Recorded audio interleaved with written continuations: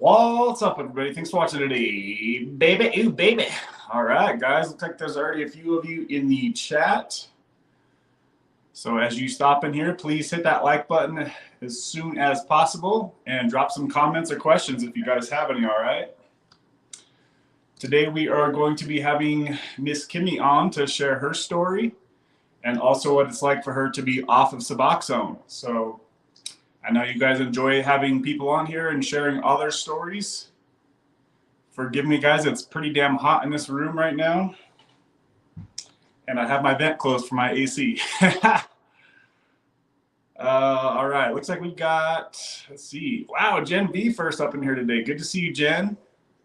Jen says, hello, I can't stay to watch live, so I'm going to have to watch the replay. My hubby is in the hospital. Uh-oh. I got to bring the man some food because he don't want that garbage food. Have a good day. All right, Jen, sorry to hear about your husband. It's good to see you in here, popping in.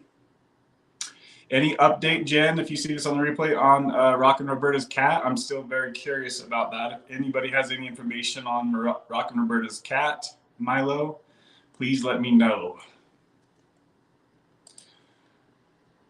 Good to see my man Kevin C in the house coming in here early today. Good to see you, Kev.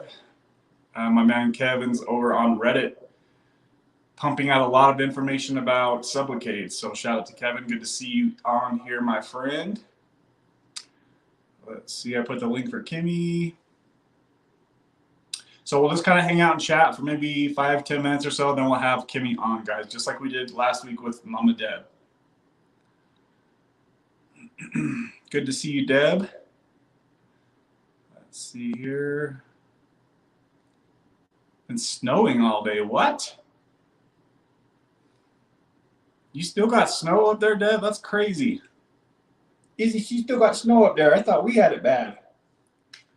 So Izzy's always trying to come on here and say hi, so she's not so antisocial like her daddy. And then she gets her snacky. Let's see, 60s, 40s. Yeah, it's been beautiful weather here in Utah. I mean, it's like 80 degrees today. Wow, freaking got lucky. You ready to go play? Want to go get these? Okay, go get these. Man, she's getting thick. She's about due for a groom. So how's everybody doing out there, guys? Please leave me some comments, updates on your situation.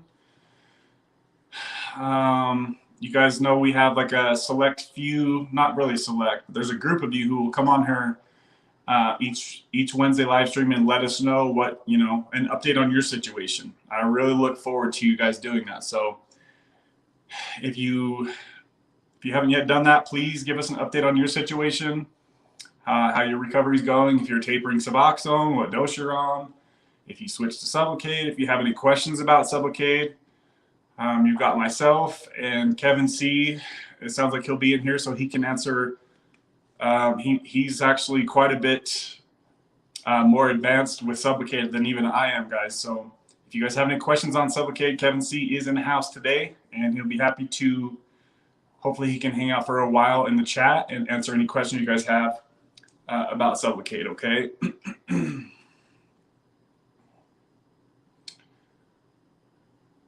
Mama Deb's seen on my other channel that I took my motorcycle license endorsement test yesterday. It was so damn easy, I couldn't believe it. I've been riding, guys, for 25 years without a motorcycle license. Like, I'm doing wheelies down the freeway. I should have just did a wheelie and just said, I'm passed now, right?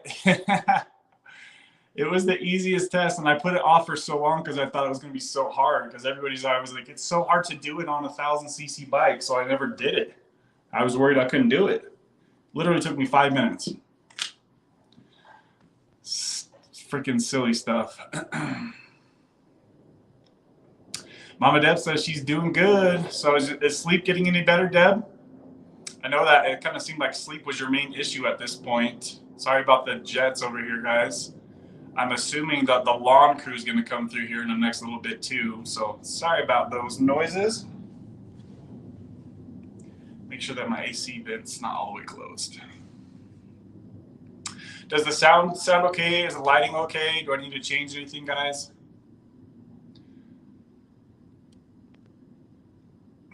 Looks like we've got 10 people in here, guys. Please don't forget to smash that like button. Looks like we've already got 4 of you beautiful ladies and gentlemen that have smashed that like button. Deb says it's like Antarctica here, but Friday is supposed to be 70. Oh, damn. Time to melt that snow away. Here we go. We got some good questions, good comments going here. All right. I like that. Throw the comments in, guys. If you want to interact with me, now's the time to do it. And then also after Kimmy gets off, you guys know after the guest gets off, I'll still usually try to hang out with you guys for, half an hour, an hour or two, touch on any comments or questions maybe that I missed, because it's very hard for me to keep the conversation going with our guest and also touch on every comment or question. So if you guys feel like you have something that really needs to be said or touched on, feel free to hit that super chat button and it will pop right up and I will be able to respond to your super chats, guys, okay? So let's see. Kimmy says, I hear that my mom started their community garden back up and now we're getting frost tonight. Frost? Donna. Hi, Donna. Looks like we got a couple new people in here. Sean says, Kevin says, let's see. Sean says, are you on Suboxone? So I am on Suboxone, yes. I took my last shot 4 weeks ago as of today. And as of right now, that's the plan, is to just cruise out from here. So if you didn't know, I took 6 injections totaling 600 milligrams over about a period of, 8 or 9 months. So I've been free from the oral addiction of Suboxone now for, I think, 7 months. And I was only able to do that with the help of Suboxone. As you guys have seen in the past, I've tried tapering myself off of Suboxone a couple of different times. There was one time when I was successful, only after getting down to 1/4 milligram of Suboxone, only to get back on a few months later because I got my medication stock box back due to a breakup that I went through. So kind of screwed myself by keeping my medication around. Apparently I didn't have enough time built up off of Suboxone when I did get off of it. I didn't have that mental strength yet, right? Let's see, Kev, are you going to get Izzy a haircut like last summer? Yes, she should be getting, she's going to get a full groom here in probably the next week. Probably by next Wednesday, you'll see her all trimmed up.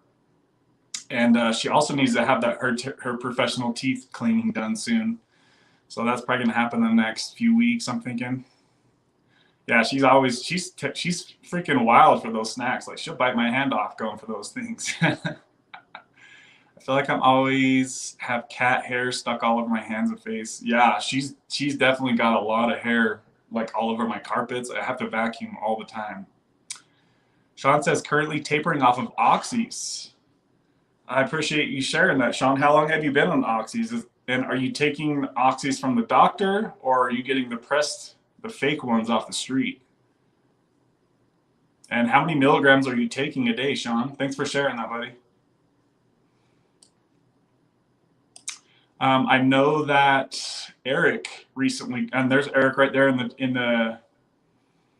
Eric is right here in the chat. So he was just on oxys as well. So Eric has now been off of oxys for what, Eric, about 2 months or so now?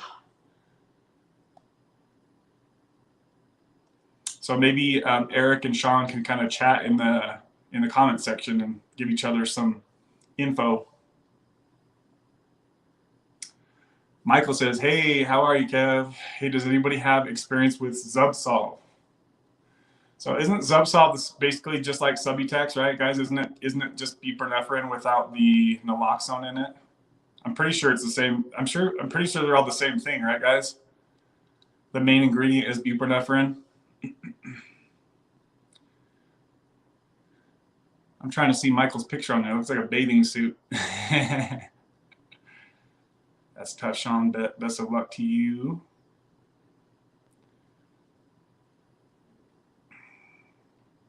You're not worried of falling off the bike. No, I'm definitely not worried about falling off the bike. I've been riding for 25 years. Knock on wood, don't curse me now. So Deb says, sleep is still tough, but it will get better. So is it improving at all since last week, Deb, or is it still kind of the same? Man, I've been having some nightmares lately, guys. Damn, last night was brutal. I woke up this morning and I texted my girlfriend and I said, God hates me. These nightmares are killing me, son. Donna says, all good. What's up, Marky Rizzo in the house? Good to see you, my brother. Hopefully your fitness journey's still cranking. Zach's in the house. He says, hey, everyone, I'm here just driving around. Thanks, Zach. Good to see you, my buddy. I would like to have Zach back on the channel sometime now that he's been off Suboxone for a while. So I would like to, he was kind of hopped on for a minute to surprise Mama Deb last week. Glad he was able to do that. Let's see, who else is up in here, guys? Say hello, please say hello. Hi, Deb. Could you imagine if Deb went down to somewhere like Vegas or something? That'd be a whole new world. A whole new world. Sounds like Izzy got her snack. All right, let's see here. Eric. What's up, Allie? Good to see you. So I believe Allie recently came off of her Butrans patch. I want to say that was Allie who tapered down to a lower dose of Suboxone and then swapped to the Butrans patch, guys. I just made a short about that, I think, today. So for you folks who are stuck on maybe a lower dose of Suboxone and you don't have Sublocade available to you as an option, you might consider switching over to the Butrans patch. It's a patch that you swap out once a week. It's pretty much only for people who are under 2 milligrams and below. I know Jill had mentioned in a recent video that she's not able to continue getting down to lower doses of Suboxone. So I know that that's kind of a hard place to be on when you want to get down lower so you can take the Butrans patch so it's effective, but you're just struggling to get down to that low enough dose. So I know I could feel your frustration on that, Joe. Hopefully you can find a way to get there. So yeah, Eric says he's been off for 2 months. So shout out to Eric. There's a lot of people who have been off of what they were on now for, looks like, I think Eric, Deb, Mama Deb, Zach, they all got off about 2 months or so ago. And there's probably some more people that I can't really think of at the moment. Callie Love, are you in here, girl? If you could tell us how you're doing with your, I think she might have recently gotten her second Sublocade shot, and I'm really curious to know how she's doing with that, because I know her doctor kind of does things different. Her doctor is doing a 300 milligram shot only and doing it every 6 weeks, so it's kind of different.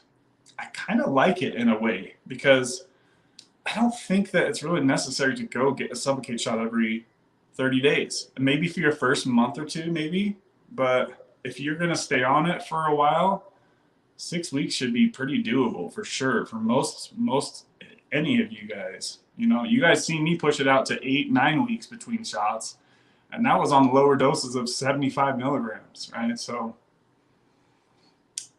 I was looking at my shot dates, my Sublocade shot dates for the year, and I've only gotten 2 shots in 2023, and they were both only 75 milligrams. So I was like, oh, that's kind of cool to think about.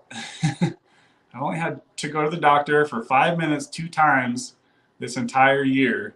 And I was just, to me, 75 milligrams of Sublocade is a really low dose, right? After starting at 150 milligrams, I mean, it's obviously half the dose, right? And I pushed, so basically I went, what, 5 months now, as we're almost to June, for those 2 shots that I've had this year, so. We're going to bring Kimmy on, guys, and maybe in about the next 5 minutes or so. So Kimmy, if you could click on that link, maybe in the next few minutes, I'll watch for you in the guest room, and I'll bring you on as soon as I get caught up with these questions and comments. Also, this is a great time for me to give the disclaimer and thank the sponsors of the week. So before we dive into the video, guys, I need to let you know that I am not a doctor. Nothing on this channel is medical advice. So if you're struggling with addiction, please seek out your own medical doctor.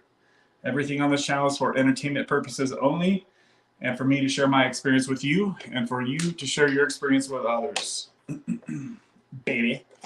Also, go ahead and thank the sponsors of the week. You guys were killing it last week on the donations. So we had, all right, we had Carrie, let's see. We had Caroline, we had Carrie W, Kimmy.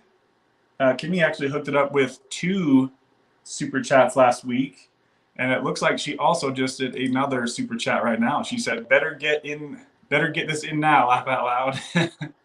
So shout out to you then, Kimmy. You're actually the sponsor of the week, girl. So I really appreciate the love you've been showing around here. She's been very consistent in the super chats lately, and also very consistent in the comments section.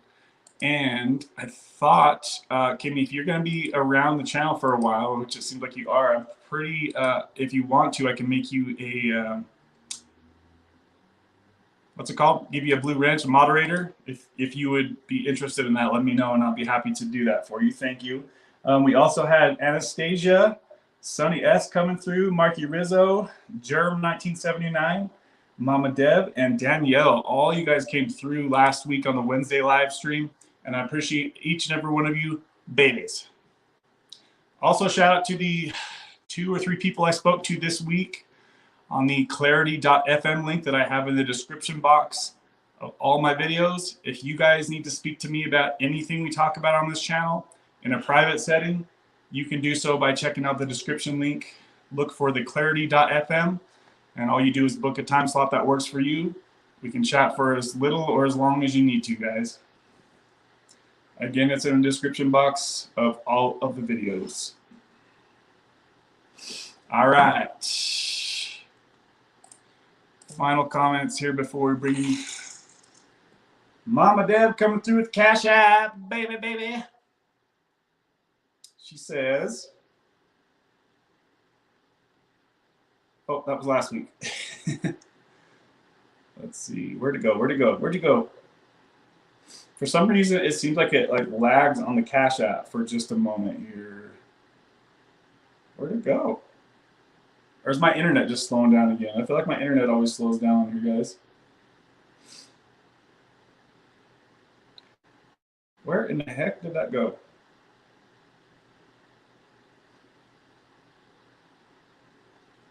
Hold on, Mama Deb left a message, but I can't read it right now. She says for love you, Kev, but I think that was for last week. Shout out to you, Mama Deb, for coming through with the $10 Cash App, baby.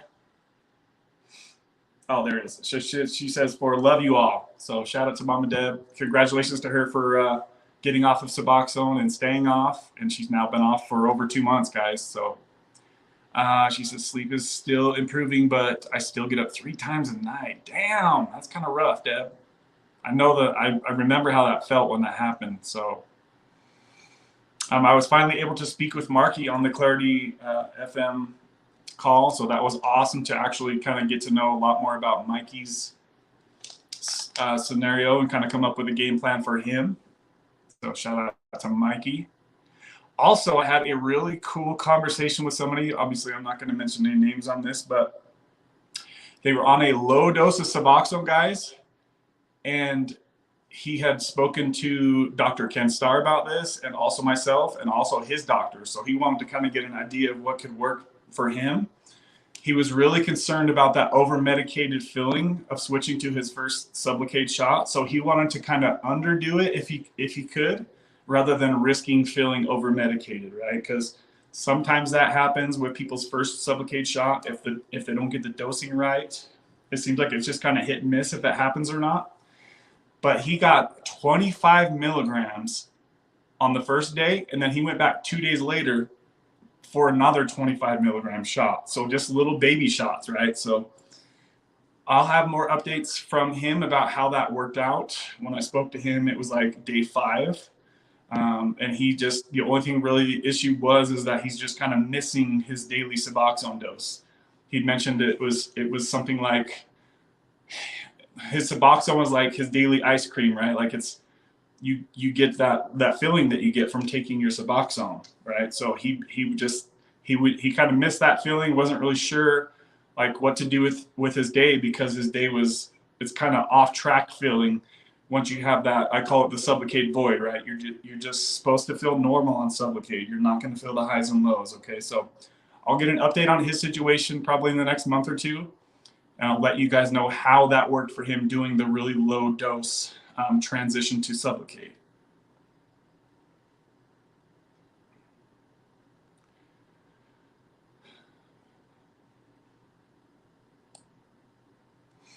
Sean says, I was currently taking 250 to 350 milligrams a day off the streets, but 100% real ones. Past couple days, I've gotten down to 240 milligrams. Today, I'm going to do 140 milligrams. Dude, those are some huge reductions, my friend. Be careful, brother. Trying my best to keep busy and find out my why. So, have you considered Sublocade or Suboxone, Sean? I mean, I don't know how long you've been trying to get off of oxys, but those are some pretty huge reductions, brother. Be careful, man. Be careful, my brother.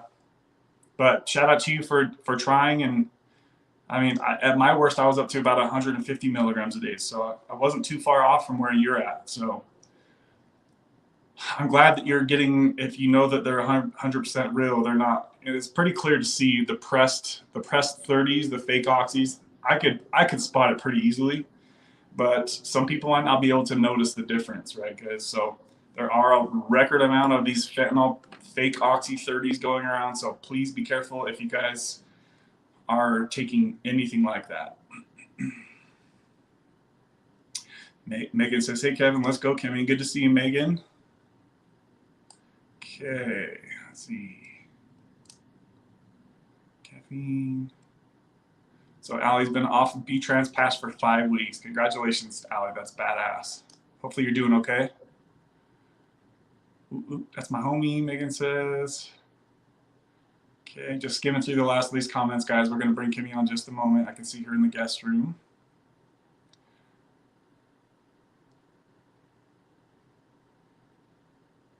Okay.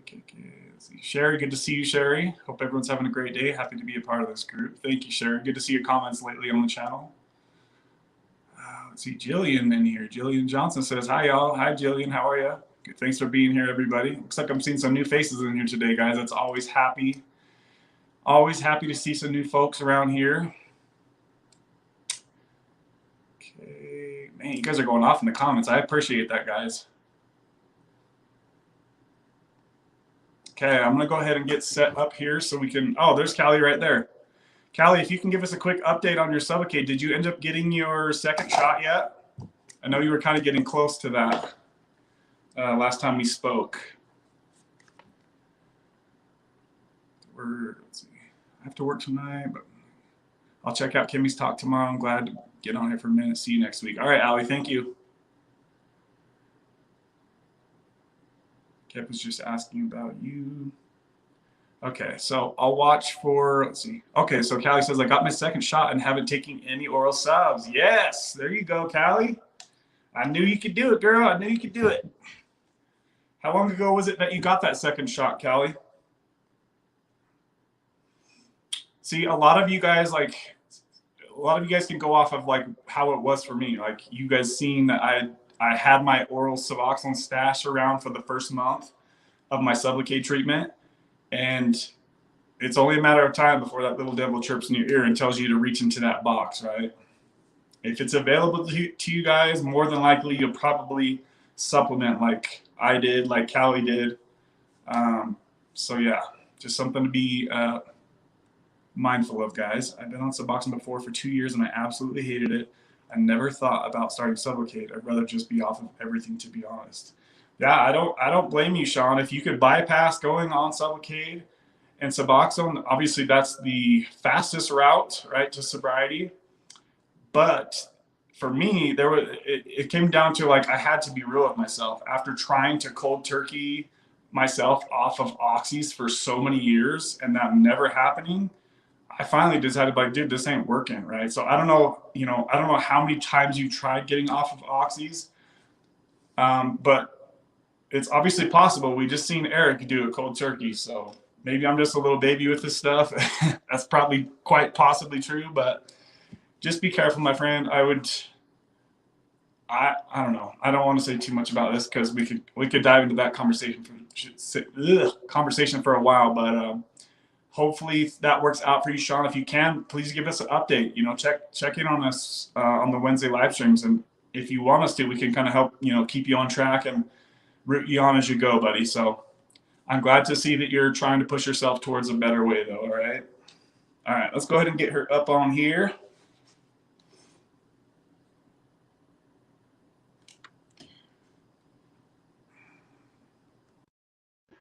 If you guys could let me know, does it sound like my voice is louder or quieter with these on?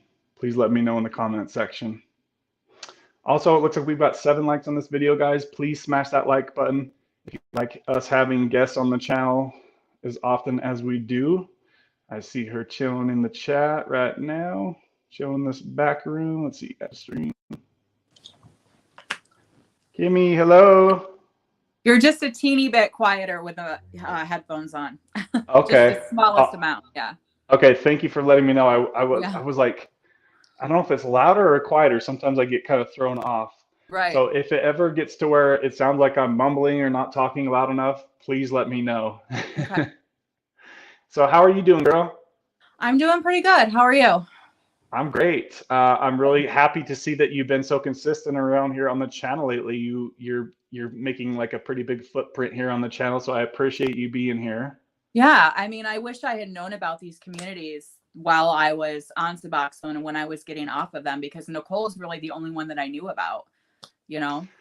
Yeah, that's kind of mind blows at me, because like I feel like I was for so many years I was constantly looking for people's Suboxone channel. So it kind of blows my mind, because I've been making videos. I mean, not nearly as many as her. She's a freaking workhorse. I don't know how I honestly think she's probably got more videos than me already on her new channel that she just started. I'm like, yeah, we never know. She's on TikTok 1 minute, Facebook the next, and you know, everywhere. She's all over the place.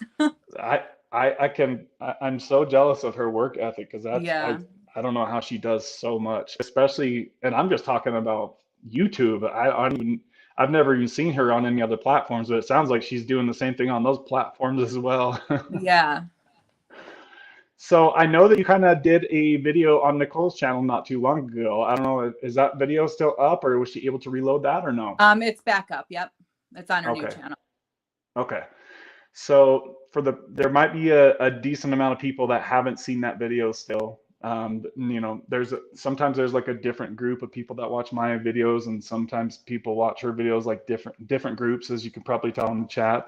Yeah. So I'll just kind of lead you through and ask you some questions so you can share about your journey. Okay. So just kind of going back to so what is it that you started with? Was it opiates back in the day, or? Opiates, yeah. I mean, I used cannabis here and there. I still do. But I never, as somebody with a lot of anxiety who tends to disassociate when I'm anxious, I was just always too scared to do much else. Okay. So. And opiates. When did that start? The anxiety, or no, the opiate use? The first time I used opioids, I was, I think, 15 when I had a surgery, but they weren't an issue then. I think I was around 21. I hurt my back at work, and I was prescribed, I think, like 5 milligram hydros with Valium at an urgent care. And that's like the first time that I remember taking them and feeling like just the warmest, most coziest feeling in the world, you know? So that was kind of the beginning to the end. It took quite a while for it to get from there to where I was seeking them all the time, but it was, you know, pretty consistent. So you started out with basically 5 milligrams, and did you just take it every day for a while, or did you take it like sporadically, or? So yeah, so my first script was probably just for a couple of days. And then, you know, through the course of the next couple of years, I would have like small injuries or like a dental procedure, or, you know, just minor procedures where I would be prescribed short terms of usually 5 milligram hydrocodone. And every time that I took it, I liked it more and more until it got to the point where eventually I would seek it out. I would use injuries that I already had and complain that the pain was worse than it actually was to get prescriptions. And then eventually the doctor at the time said, well, let's just put you on these long term. Why not? So he started me off at 5 milligram hydrocodone, 100, I think it was 150 a month. And very soon after that, I went up to 10 milligrams, 150 a month. And that's kind of where I was for years. I would always, take too many the first half of the month, run out at the end of the month, try to buy them off the street if I could from people I knew, and go through withdrawal for a couple of days at the end of every month. And it was just an ongoing cycle that I just, every time I went through withdrawal, it felt like it was even worse than the last time. And that's kind of how I eventually decided to get on Suboxone, because I took way too many and I was going to have to go I think it was 5 or 6 days without any. And the thought of being in withdrawal that long was terrifying. Okay. So you actually could identify that you were going into withdrawals. You knew what withdrawal was.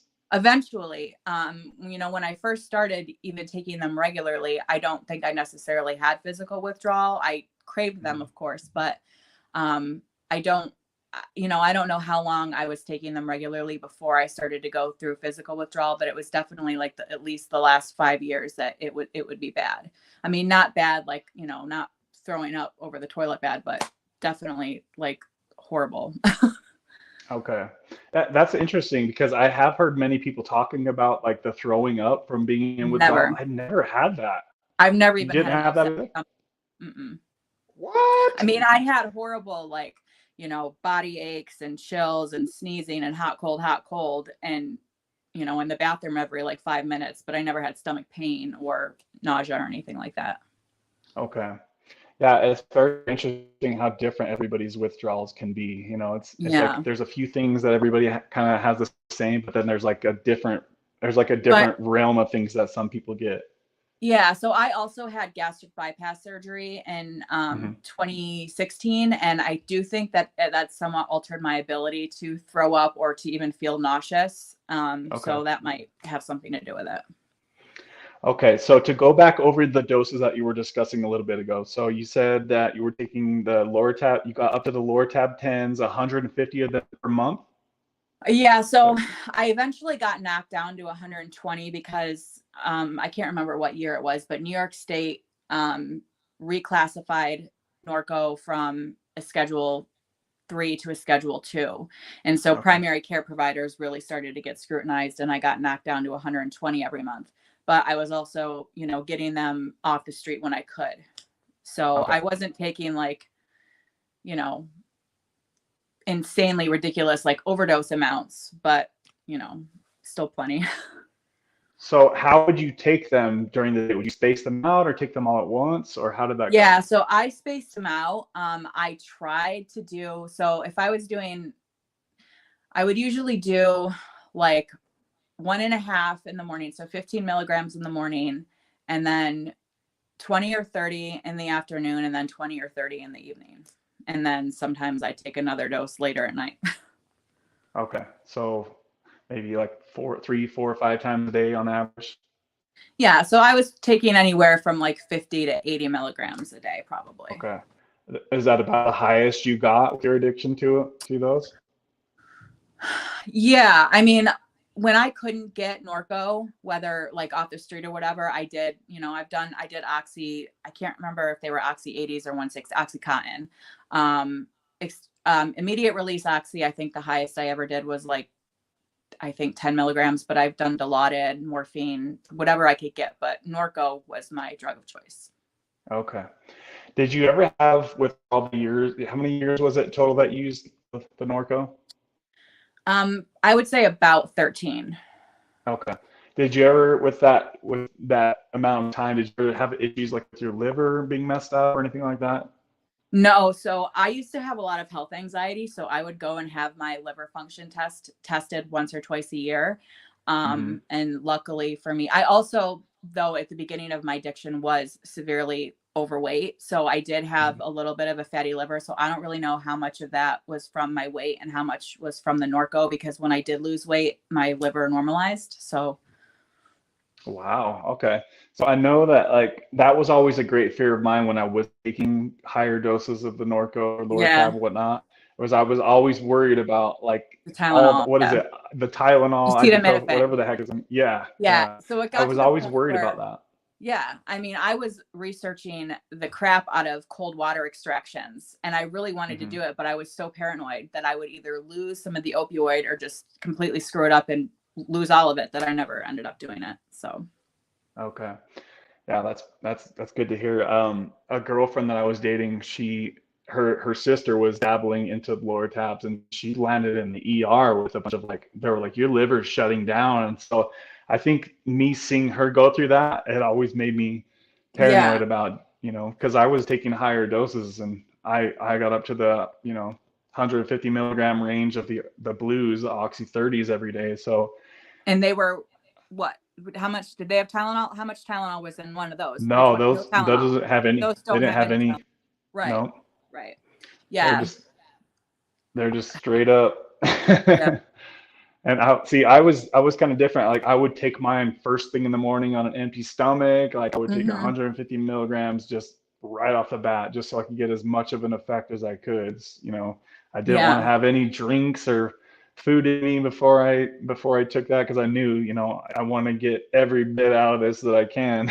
Right. Uh, Right. I don't mean to like glorify it, but okay, so you rarely got up to the oxy. You never Yeah. really dabbled much with those?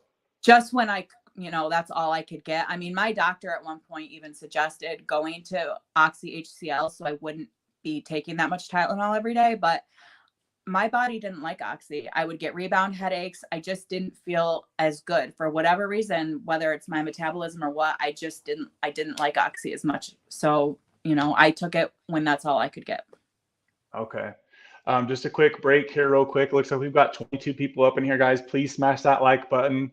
Also, we have, let's see, Luke dropped by, says, what's up, Kevin? Good to see you, Luke.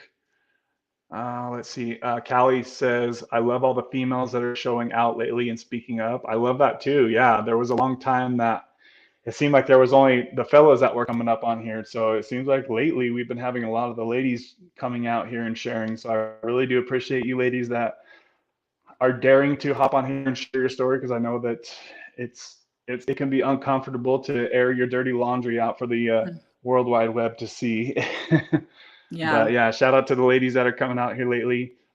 If anybody else who is watching this would like to hop on here sometime and in the future and share your story like Kimmy and like Callie did, and Nicole and Deb, just feel free to drop me a comment. I'd love to have you on here to share your story in the future, guys. So back to your story. Real quick, can you see the comments at all or no? No. Okay. I mean, I can pull them up on my phone, but not in front of me, no. Okay, no worries. I was just going to say, if you've seen a comment that you wanted to respond to, you could feel free to do that, but don't feel like you need to do that. So, okay, so let's see. How many years was it then? What did you say? 13 years, basically from start? I'm sorry, you keep cutting out. I didn't hear what you said. Oh, am I cutting out? Can you hear me okay? Hold on, let me turn my Wi-Fi off on this real quick. You're back. Am I back? Is that better? Yes. Yeah. Okay. Okay, so what did you ask? So I had said from start to finish with your opiates. Did you say 13 years? About 13 before I got on Suboxone, yeah. Okay. And what age were you when you got on Suboxone? All right, I'm gonna have to do some math in my head. Or an approximate is okay. Well, I've been off of it for a year and a half. So 34, maybe 34. Okay. And how long did you stay on Suboxone? 2.5 years. Okay, wow, that's pretty impressive. It seems like there's a many people out there that have been on it for 5, 10, 15 years that I speak to on this channel. So 2.5 years, that actually sounds like not too bad. I mean, how did that Suboxone experience go?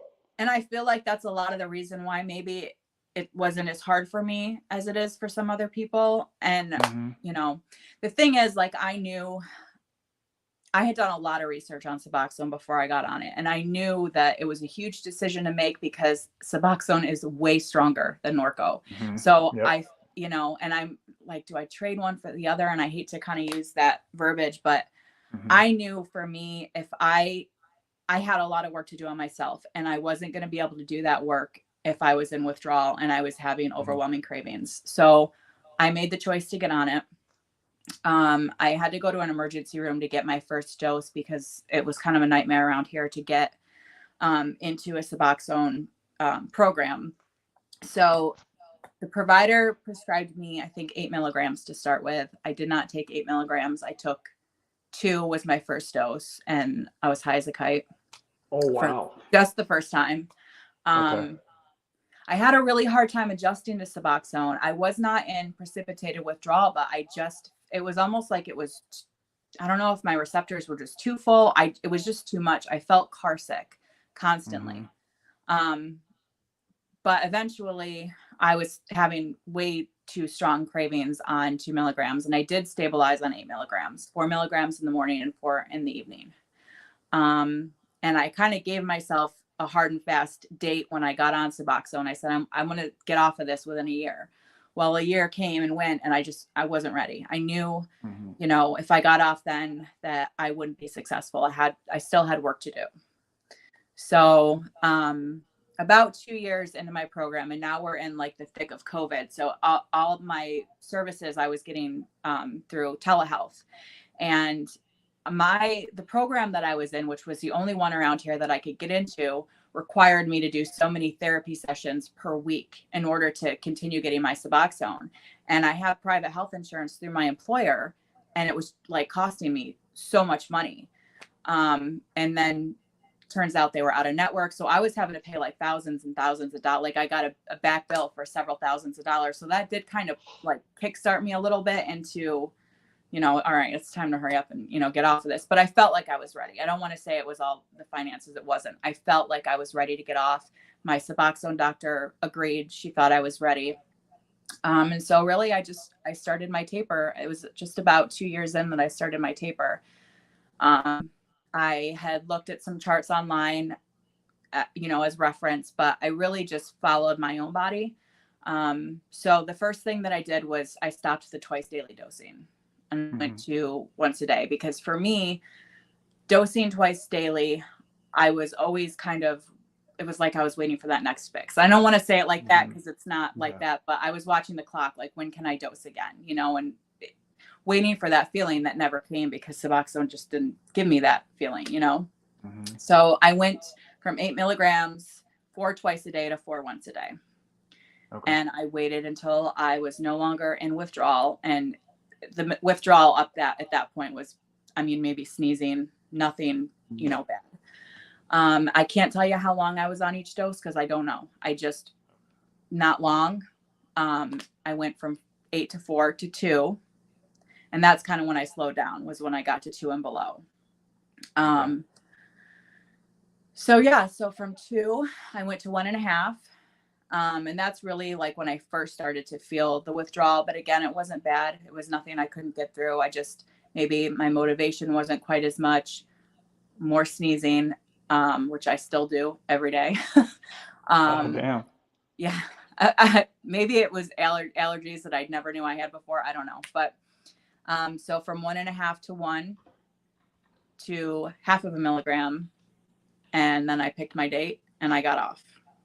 Okay. I took 2 weeks off of work because who wants to work when you're in withdrawal? It's possible, but I didn't want to have to do it. And it was right around Christmas. It was December of, this is 2023. So December of 2021. And I got off of it. I did film every day that I was in withdrawal. I never uploaded them anywhere. I still have them in my phone. It wasn't. I've been checking your channel, waiting for you to upload those videos. I know. I have to. I have so many videos on my phone. I need to man up. Do it. I know. So yeah, it wasn't horrible. It was, you know, I would say from day 5 to I think maybe 11 were the worst for me. But again, it was right before Christmas and my family was well aware of what was going on. So my mom made me get out with her every single day because I had to go Christmas shopping and, you know, get all this stuff done.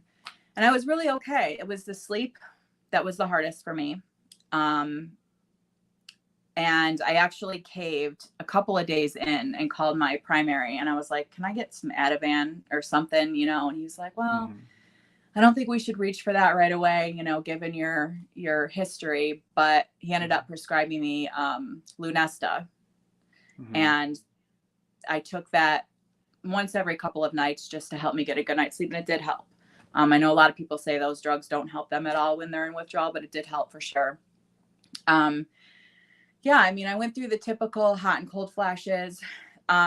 My legs, I never had restless leg syndrome too badly until I got off Suboxone. Like I didn't have it much when I would withdraw from the Norco, but when I got off Suboxone, my arms and my legs were horrible. They ached so bad, and nothing helped that ache.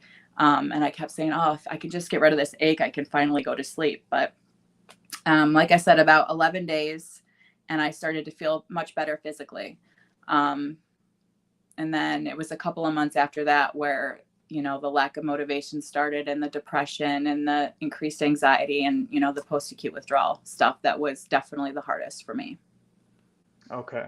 So to kind of backtrack a little bit to the start of your Suboxone, what did your doctor, because I've noticed that a lot of doctors, they tend to have like a copy and paste mentality as far as what dose of Suboxone to start at. What dose did your doctor start you off at from day one, or recommend that you start at? So it wasn't my normal Suboxone doctor, because like I said, I had to go to the emergency room for like a bridge clinic, and she did start me at 8.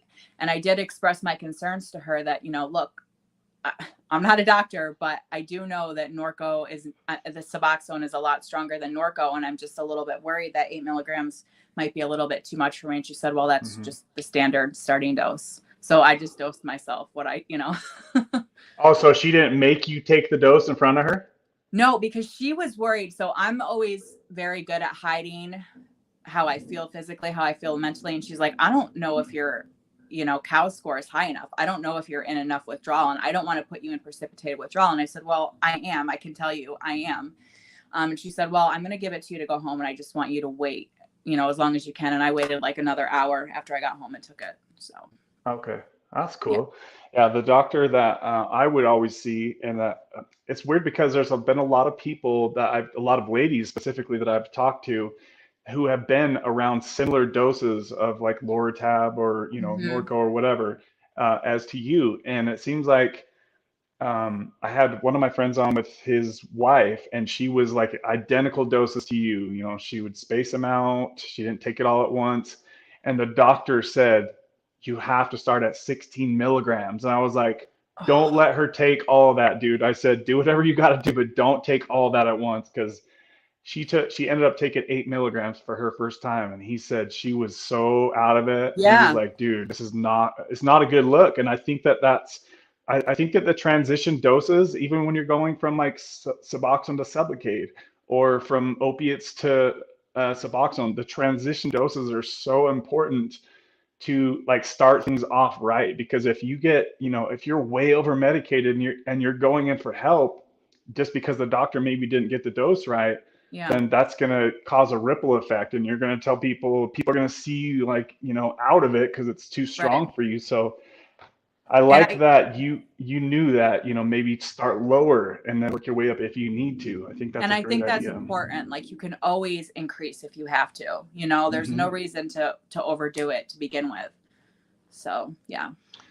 So, okay. So it sounds like you were not OCD like me, and I wrote every day, every dose. How did I feel that day? Does I have any withdrawal? I did that for years. I have OCD, and no, I didn't do any of that. No. Okay. It's interesting to see how different we are with that. Just a Yeah. quick side note here. It looks like Nicole and Luke are both up in here chatting, so shout out to them. Nicole, I've been really Nicole? really impressed. Yes. Yep. She said, let's see. She said, Kimmy's the GOAT. Love you, girl. So proud of you. And she said you have to upload those videos. So I know. we're gonna. I think between Nicole and I will probably hopefully get you to do that someday, because I will. You know, they're just it can help so many flattering. people just to see. No, it's all good. You know, I'm like laying there with like sweat coming out. Whatever. It's real life, but. I gotcha.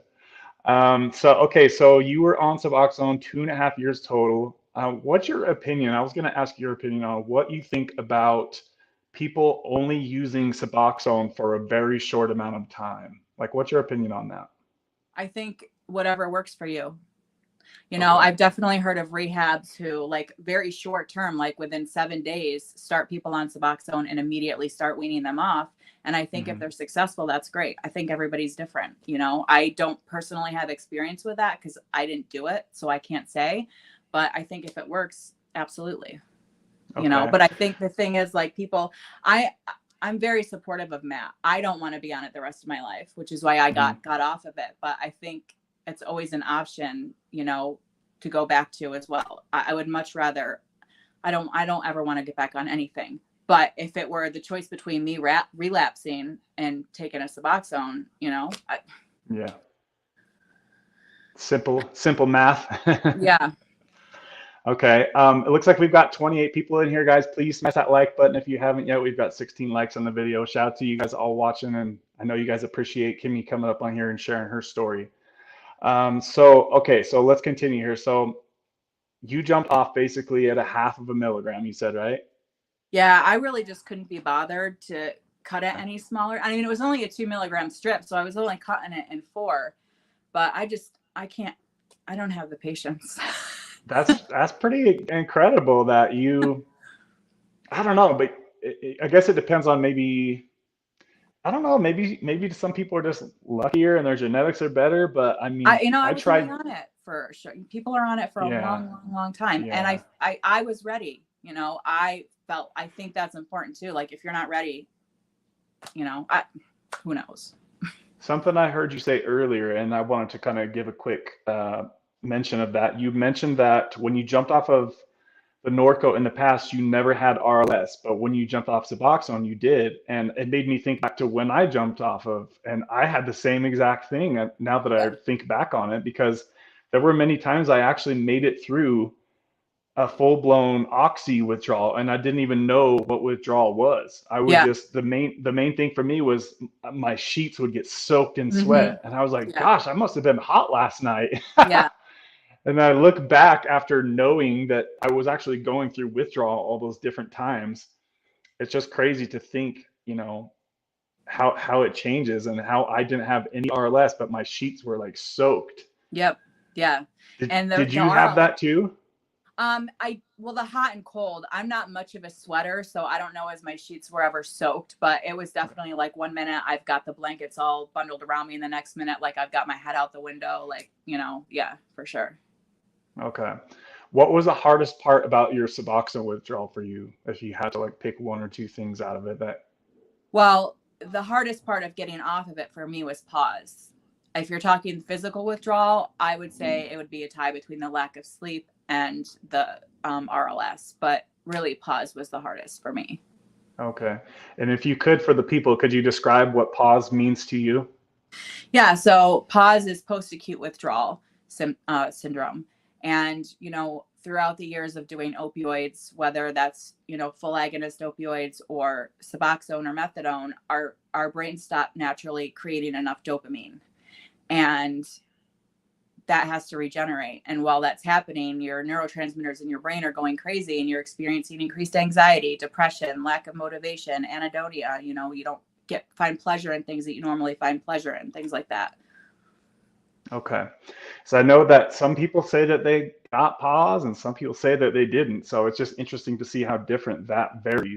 Yeah, you know, it's funny because I've heard that people that are that stop using Sublocade don't experience pause, and that just blows my mind. And I often wonder, you know, because I don't. So how long has Sublocade been in use for? Since 2017. Okay, so I just wonder because, you know, your brain. I don't know. I see people call me a know-it-all, and sometimes I have to learn when to keep my mouth shut. But it would seem to me that at some point, you know, maybe your brain's just, the Suboxone is leaving your brain so slowly that while it's leaving your body, your brain is making more dopamine, and so you don't get pause. But it just seems to me at some point, you know, there would be something. I don't know. Yeah. you know? Yeah, I've seen like I've been staying pretty active like on Reddit and watching what people are saying about coming off of Sublocade. And I do see plenty of people say that basically like how do I say this?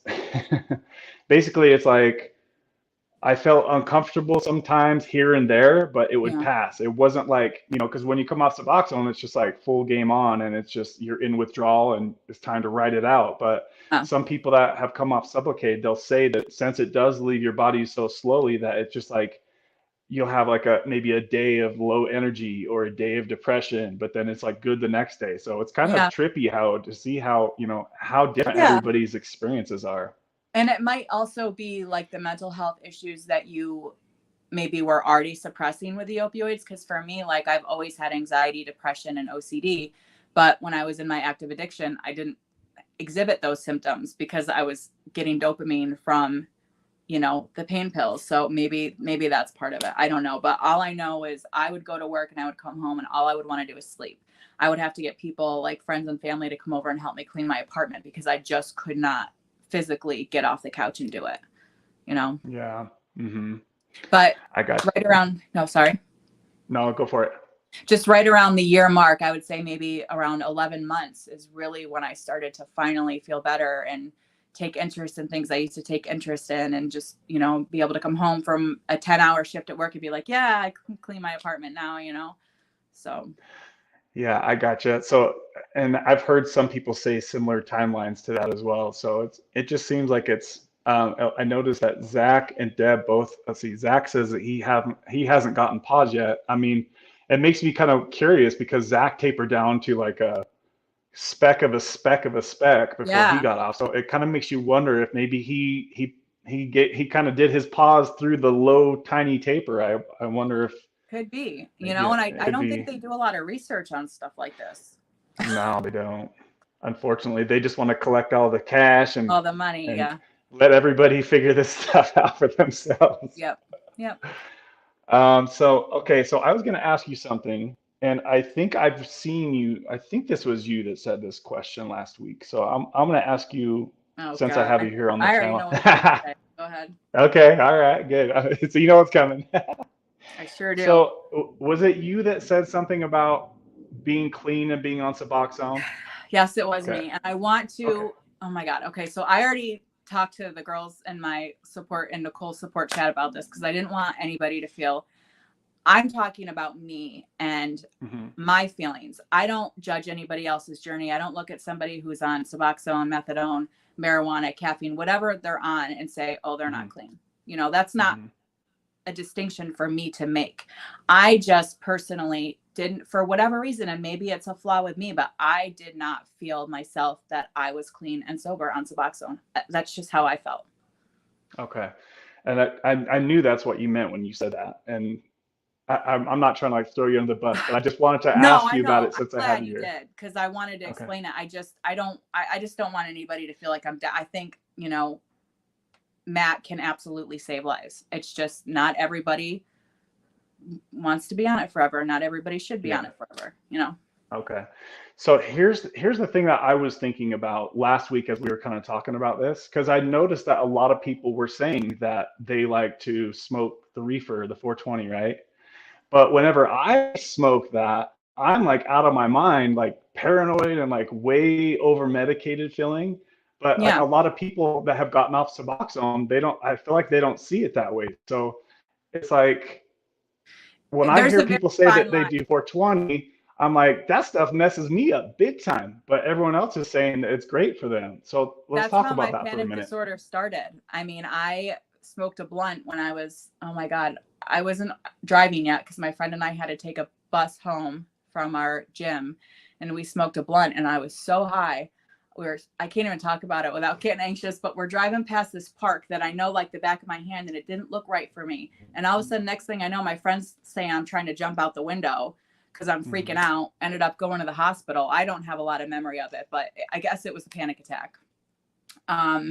But through the years I found, and again, I have a doctor who is all for medical marijuana. He supports it. He uses it for his anxiety, thinks it works wonders. There's so many different strains. There's different terpenes. And it's really a balance of finding the right thing. And I don't tend to smoke it too much because I find that it's much harder for me to control if I take too big of a hit or something. So I use low dose, which for me is 5 milligram gummies.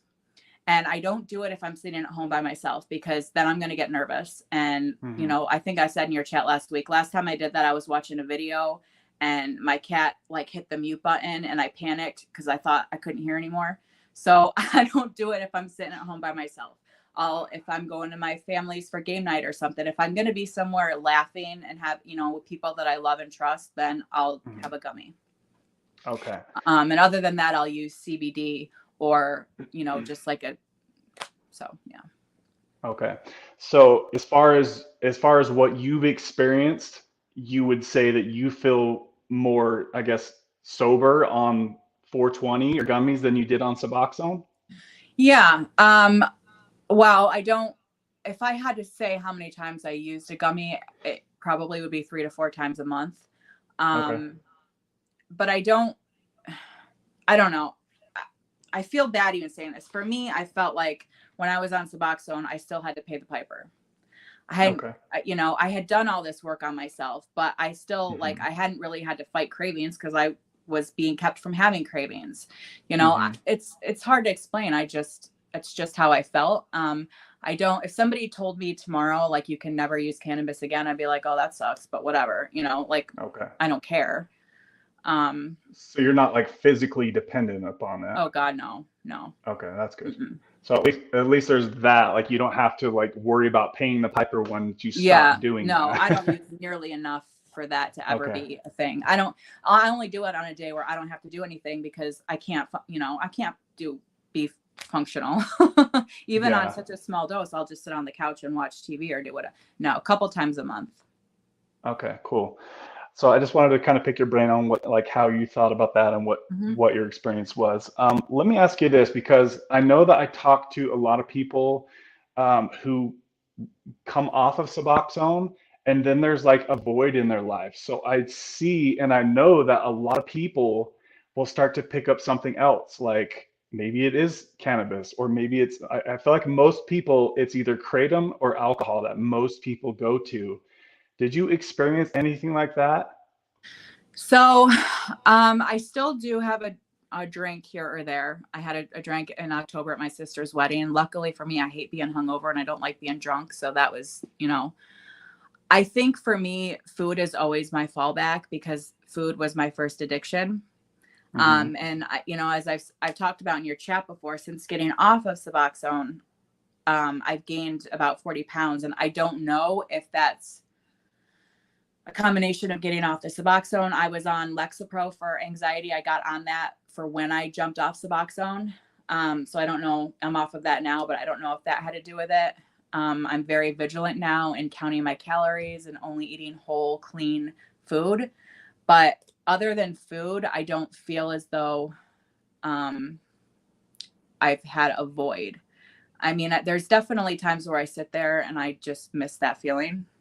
You know, I like, sometimes you just want everything to just go away. Like, you'd want to just numb everything and just have that warm, fuzzy, safe feeling. And that's what it was for me. It was a very safe, didn't matter what was going on in my life. If I took a pain pill, it was okay for an hour or two. You know, I miss that sometimes. But yeah.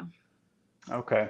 So what's your opinion then if somebody, okay, so this is kind of how I look at it, because I took a poll on the channel a while ago. I'm not sure if you've seen it, if you were around back then, but I asked people when they get off of Suboxone, did they switch to something else? Did they switch to alcohol or kratom? And it seemed like it was a split between the two of them. And then there was like half of the people said that no, they didn't pick up something else. But I just know for me personally, like if I had to choose between maybe being on 1 or 2 milligrams of Suboxone a day or being an alcoholic or being stuck on kratom all day, like I would just stay on a low dose of Suboxone. Hands down. Absolutely. Okay. Absolutely. So you would do the same Absolutely. if you had to go, like if you had to just have something, maybe it was a low dose of Suboxone or drinking 4 or 5 beers every night or taking kratom 4 or 5 times a day, you would choose the Suboxone? Absolutely. Yep. Okay. Yep. That's All right, the I figured. healthiest, I feel like, you know. Yeah, I agree. As far as like, it's not going to do as much damage. I mean, I guess other than to your teeth, some people have a lot of issues with teeth. Did you ever get that? So I am like, oh my God. So I went to the dentist the other day and I totally forgot to even mention the Suboxone. So he goes, oh, like the back of your front teeth are starting to chip away. And I was like, why? And he was like, oh, because you have an overbite. And so when you sleep, like the back of your front teeth are grinding against your bottom teeth. And I didn't even think, I mean, he knew I was on Suboxone and that I'm not anymore, but I used to ask him all the time, like, is this going to rot my teeth? And he'd be like, not that I've ever heard, you know. I don't think a lot of them researched that, but I totally forgot to ask him about that. So I don't know. Did he maybe suggest that you get some kind of like retainer or mouth guard in there at Well, night? he said I don't have to do anything, but he said, I think you would be a great candidate for Invisalign, or what is it called? Yeah, Invisalign, I think it's called. Invisalign, And yep. I have really good dental insurance, but because I'm 38, it doesn't cover orthodonture or orthodontics, whatever you call it. So I was gonna have to pay like $5 or $6 grand for, so no. Okay. Yeah, there's actually a company I've seen on TV. They made a commercial. It's like a budget version, a budget friendly version of Invisalign. I can't remember the name. I think it was like Teeth Direct, or it was something like that. And they were like, they were basically saying that they were a very small fraction of the cost of what the Invisalign costs, because it's been known that Invisalign could be expensive. So it's because it's all about money. Yeah. Yeah. I mean, I'm sure it's a freaking easy thing to do. It like just takes a print out of your teeth and then sends you a plastic retainer, once every few weeks or however often. You have to do it like a new one every so often. Yeah. Yep. So that's what I did on my top teeth, because I didn't want to have braces on the top. So I just did Invisalign on the top and I did braces on the bottom. Right. But I ended up having to do braces anyway on the top, because it did, like, the Invisalign won't pull your teeth down, obviously. It can just straighten what you have. So kind of off topic there. That's all right. So, okay, so you agree with me that if you had to choose out of one of those three things, that you would stay on a low dose Suboxone? Absolutely. So let me ask you then, because I've heard a kind of a mixed review about what people actually feel once they take their Suboxone and it kicks in after hour and a half for me it was. What is the sensation or the feeling, if you could describe it to the people? Did you get energy? Did you get any euphoria? It was an hour and a half for me too. And I hear people saying like 20, 30 minutes after they take their dose, and I'm like, wow. But for me, like once I was stable on my final, like my 4 milligrams twice a day, I couldn't have told you a difference between any time of the day at all. I never felt any different. That's crazy to me. Yeah, that's really crazy to me. I feel like, because I hear some people say that, and they're like, I don't really feel anything. And I was like, what? At the beginning for sure, but once I was used to it, no, not at all. Okay. So you people watching on the replay, if you could let us know, put a comment and let us know what it is that you felt or didn't feel once you took your Suboxone for the day. Because I feel like a lot of people say that it's mostly energy that they feel. Yeah. I mean, it makes sense. Yeah, I mean, I could see how that could be addicting, because if you wake up and you're all tired and dragging ass, and then you're used to taking your Suboxone, and then you're like, cool, let's go, let's take on the day. Yeah. It makes sense why that could be an addictive feeling, right? Right. So if you guys could let us know what it is that you feel or do not feel. Do you feel anything once you guys take your Suboxone? Also, if you could let us know what dose you guys are taking. And I've heard somebody say in the past, I want to say this was Reed that said this. He says that he feels like Suboxone he said it's not like a high that you get from it. He said it's like or what did he say? He said it's like a low grade opiate high, like maybe like a 30% of what you would get if you were taking full opiates. Did you ever experience that? See, like I said, the first time I took it, I was very high, and maybe the first couple of times, but it didn't feel, I guess it felt similar to an opioid high, but a much different, less enjoyable version, I guess. Yeah, I definitely couldn't have become addicted to that feeling for sure. It wasn't that great. No, but I will say, I know I've heard both sides of this, like when people are on Suboxone, a lot of people find that they can't feel emotions as strongly. And for me, that's definitely true. And again, I'm also have just been off of Lexapro now for 4 months. So I don't know how much is that and how much is coming out of pause. But for me, like, I would have a hard time crying when it was appropriate, or being able to feel really happy when it was appropriate. And now, like, all of that is back. So that's something I thought was kind of crazy about. A lot of people will say that they're unable to cry or get emotional once they're on Suboxone, but I see Nicole's channel and that shit crying like every day. I know. Well, she's on a very low dose though, and Yeah. everybody's different, but I think I could squeeze out a tear when I was on it, but nothing like now. I could be watching like a Disney movie or something, and the waterworks just start. And how long have you been off now? 18 months. 18 months. So even after 18 months, you still feel like your emotions are super heightened? Not super heightened. This is my normal. This was my normal before I, was on pain pills. I gotcha. So I seen somebody had asked here, just a quick side note. Looks like we've got 27 people in here, guys. Please smash that like button. Looks like we've got 20 likes on this video, guys. I know we usually get that to at least 30. So if you haven't yet and you enjoy what we're talking about here, please smash that like button. Somebody had asked a question just a moment ago. Let's see, Streamliner said, I'm going to ask this again since nobody answered before. Is Sublocade effective for actual pain relief, or is it just for withdrawal? And then Zach had said, Bupe is given for chronic pain, but it didn't work any better than Advil. So some people want to know, as far as, because it's obvious, I mean, maybe it's not obvious to everybody. Not everybody maybe knows that Suboxone is a partial opiate, right? So technically it should help for pain. What was your experience as far as using Suboxone to help with pain? Did you get any relief? So by the time I got on Suboxone, I didn't have a lot of chronic pain anymore. I feel like the pain pills, I had experienced hyperalgesia.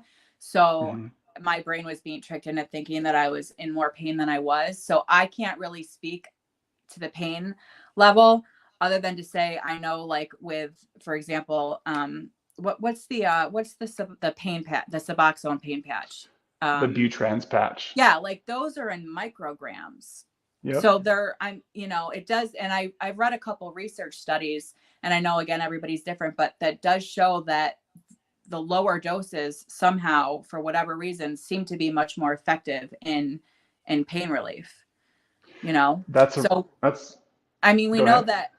Suboxone partially attaches to the mu receptor, and the mu receptor is really also what's responsible for pain relief.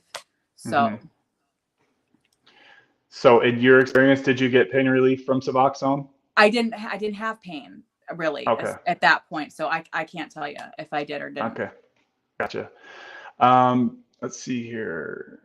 Anastasia, real quick, says, listening while driving, but I wanted to drop an update. She says, I'm steady at 0.125 milligrams, and I actually skipped my dose on Sunday and Tuesday, and we'll see if I can skip again tonight. That's awesome. Awesome, so Anastasia.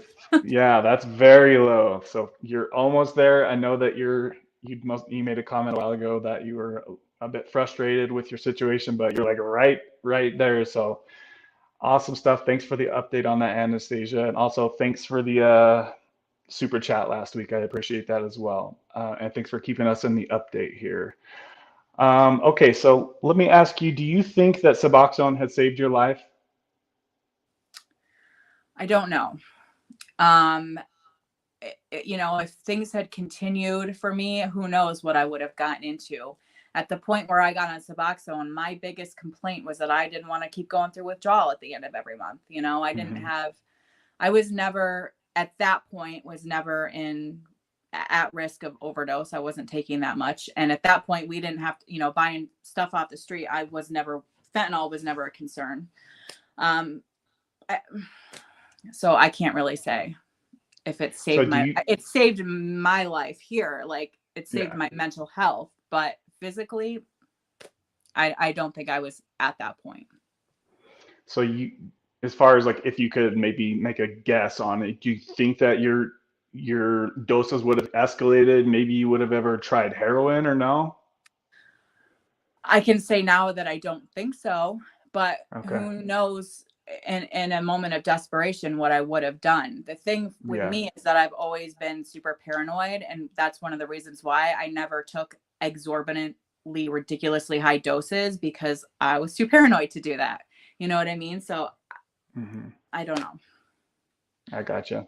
Yeah, sometimes it's kind of hard to guess what could have happened or what might have happened. Let's see here. So I always kind of like try to finish up by asking people what their thought is if I told you that tomorrow morning you had to get back on Suboxone for whatever reason and you had to stay on it. What is the first thought that comes to your head? Oh, shit. And you say that because it was a hell of a journey. And anytime that I have a craving or think about using again, the first thing that comes to my mind is I never want to go through that again. And Suboxone served its purpose for me. It helped me to get the help that I needed to up here so that I was ready to not be on anything. And I'm done. Right now, I can say that for today, at least, I'm done. I don't know. God, no. So you hope that you never have to get back on Suboxone. I mean, I hope not. But again, like we were saying, if it came down to relapsing or something else, then sure, that would be, but right now, today, I can say no. I hope that I never have to make that decision. Yeah, I hope so too. Hopefully you're good to go now and you got all that past you, because it seems like most people that have experience with Suboxone, they kind of know, it's not going to be very easy to get off of this. See, the thing is, like, even though like there were things that I experienced with Suboxone withdrawal that I didn't with, Norco withdrawal, it was still, the Norco withdrawal was still more intense, at least psychologically. The acute part of it was more intense for me. The Suboxone withdrawal lasted a hell of a lot longer. And now I totally just forgot where I was even going with that. But yeah, it's definitely not something that I would choose to go through again willingly. I gotcha. What's your thoughts on Sublocade? I've never taken it. All I know is what I see other people say and the little bit of research that I've done. I think if it's an option for somebody, absolutely. What about, sometimes I kind of think, and I'm just kind of going off of like random stuff that I'm thinking about right now. So sorry that it's not structured from this point. Okay, so sometimes I like to talk about what I call a honeymoon period of a medication. In my opinion, like with Suboxone and even Sublocade, I felt like there was like a certain amount of time that it was like, oh my God, this is so amazing, right? And for me on Suboxone, it was probably around a year, somewhere right around there, give or take 6 months. And on Sublocade, I felt like maybe it was around, I don't know, like months 4 to 7, somewhere right around there, months 2 to 7, 2 to 5, somewhere around there, right around there. Did you experience anything like that you noticed? It's like, oh, Suboxone is like amazing right now, and like this is great and helping me, really fix my life up. Or did you never really get that? No, so it was just like, because like I said, I started at 2 milligrams and got up to 8 total in a day. So every time that my dose would get increased, I would feel what you're talking about with that motivation. I just never felt it once I was stabilized on a dose. And that was really the only time that I felt like, oh, this is great, was when I was getting that little bit of a buzz from it, because like the first dose that I ever took, I was like, this is sobriety. This is recovery. Because holy shit, I'm high, Yeah. It's interesting how a lot of people can get that at first, because I've heard the same with Sublocade too. Some people get over medicated feeling, and then some people don't feel anything at all. It's like, dang, it's weird how it's so different for everybody. Yeah.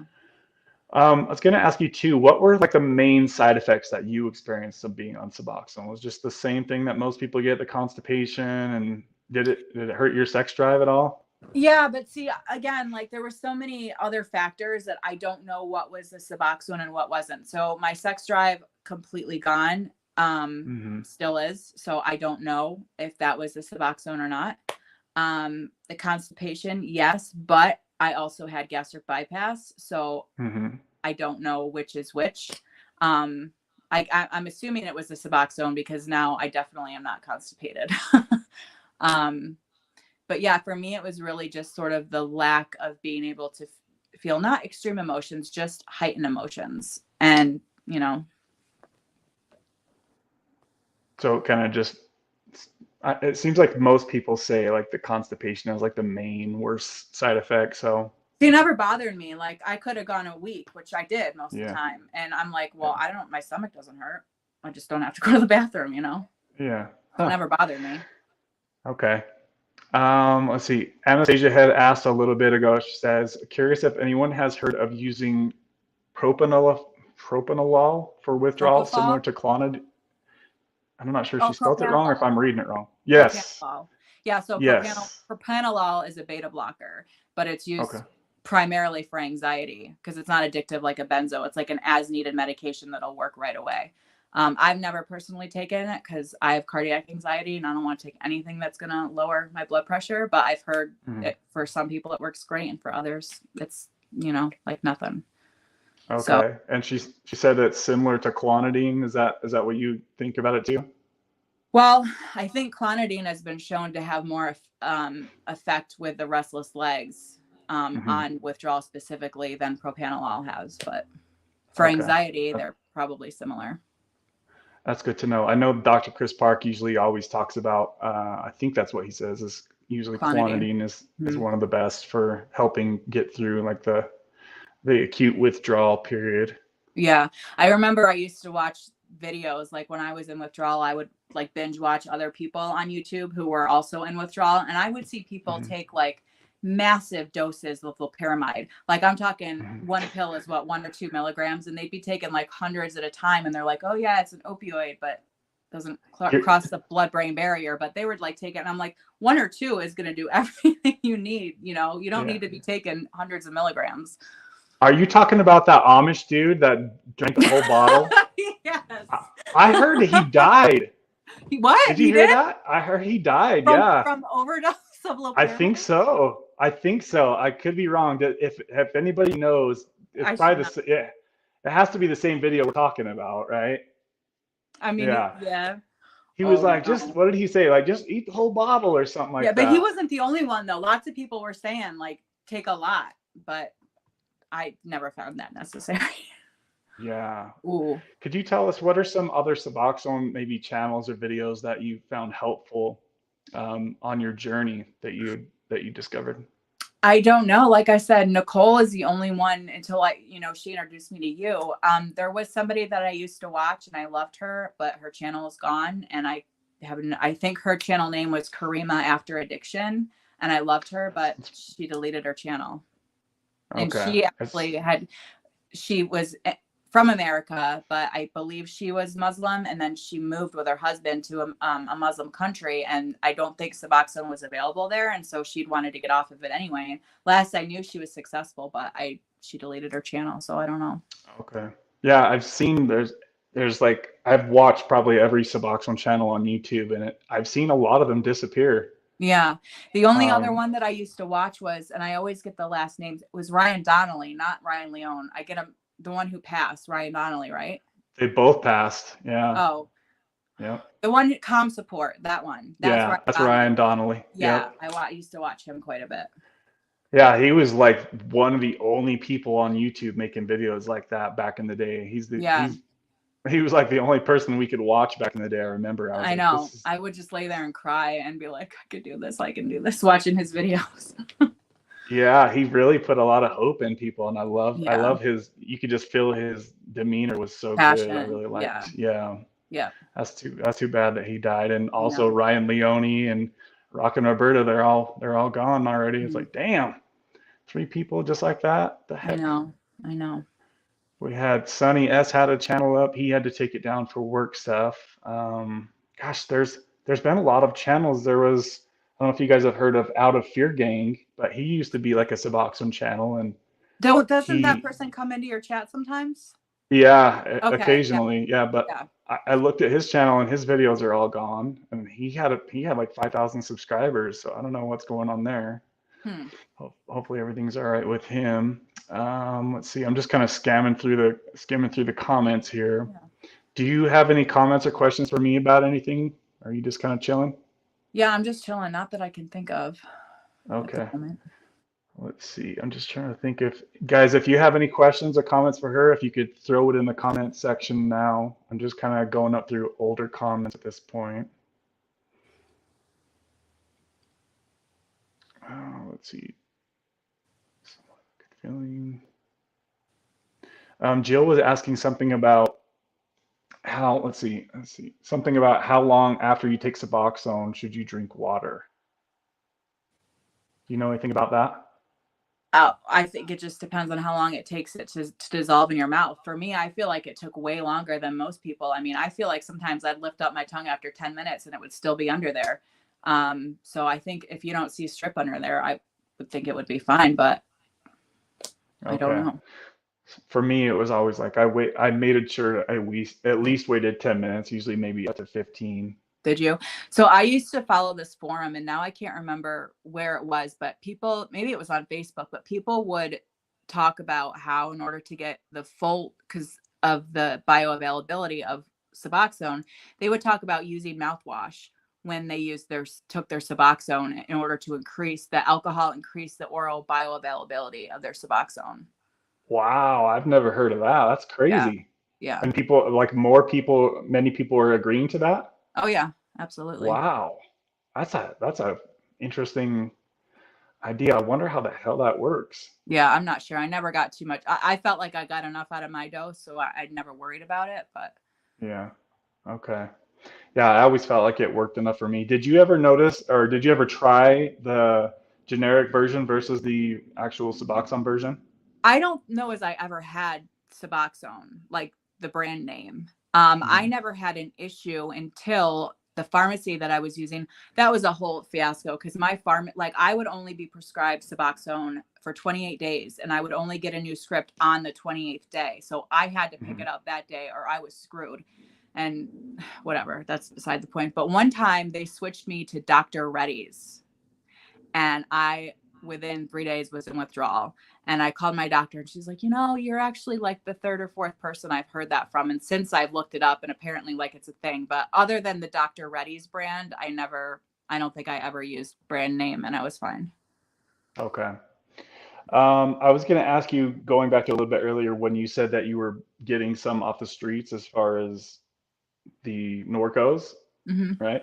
So how much would you say that maybe you spent at the worst of your addiction as far as getting them off the street?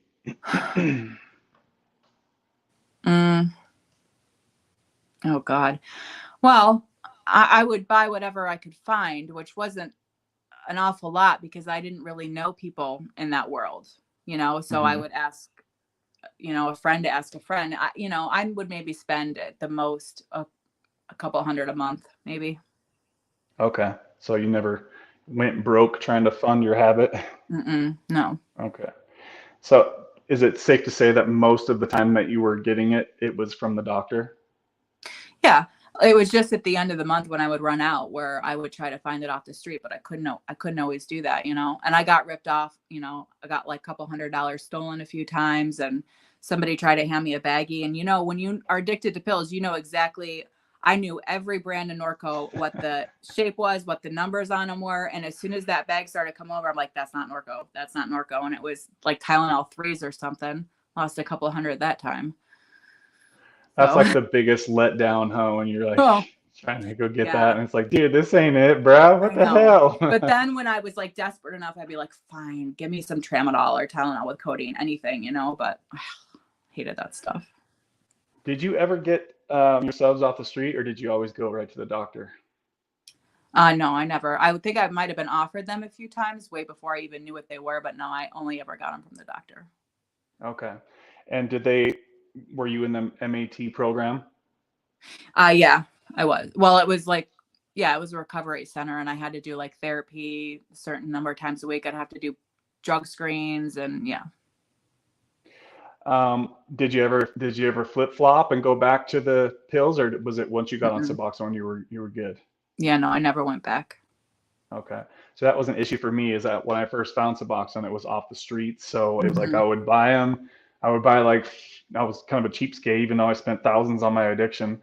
I'd buy like 4 Suboxone and think that I could just do just take these and I'll be good and be done. And then it's like, those ran out, and then it's like, oh crap, I have to go back to the opiates now because I can't find any more Suboxone off the street. So it was like, once I finally get it right and went and seen the doctor, I never flip-flopped Yeah. again. So Suboxone scared definitely. me until I got on it. I was always kind of a little bit of afraid of it, so I never touched it until I was prescribed it.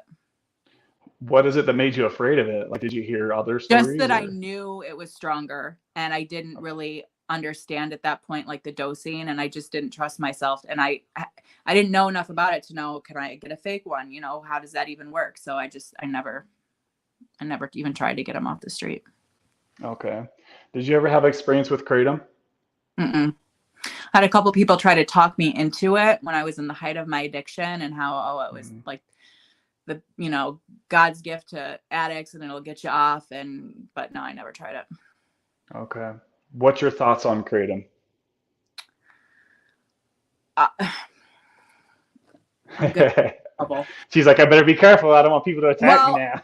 The problem with kratom is that there's no regulation. So how are you going to know what you're getting is what it is? And to me, like, I guess looking at it, I want to look at it from a harm reduction standpoint, but I have a hard time doing that because, again, you have no idea what you're getting. And I feel like it's half a dozen, like, I don't see much difference between kratom and, I don't know, Tylenol with codeine or whatever. I don't know. Okay. But I also don't know a ton about it, so that could be a super ignorant statement. I don't know. Okay. Yeah, because it seems like you know quite a bit about, the stuff that we've been talking about. So I just figured I'd pick your brain, see what you thought about it. Yeah, if you knew. I researched it way, way back in the day when I was still in active addiction, but it never. And it's funny because I totally support plant medicine. Like, I want to do the iboga retreat so bad, and I'm all about, like, I think microdosing ketamine has shown amazing psilocybin, but kratom, no. Yeah. Okay. Let's see. I'm just trying to see if there's anybody that left any last comments here because I was just kind of scrolling through. Let's see here, Sunny.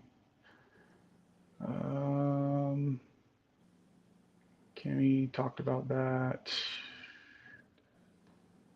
Well, it looks like that's it. So I think that's all I have for the questions that I have listed for you, girl. So Okay. I'll let you hop out of here soon. It looks like we have 30 people in here, guys. If you guys enjoyed Kimmy hopping on here, being a brave soldier that she is, sharing her story, hit that like button on your way out of here if you guys are just showing up now.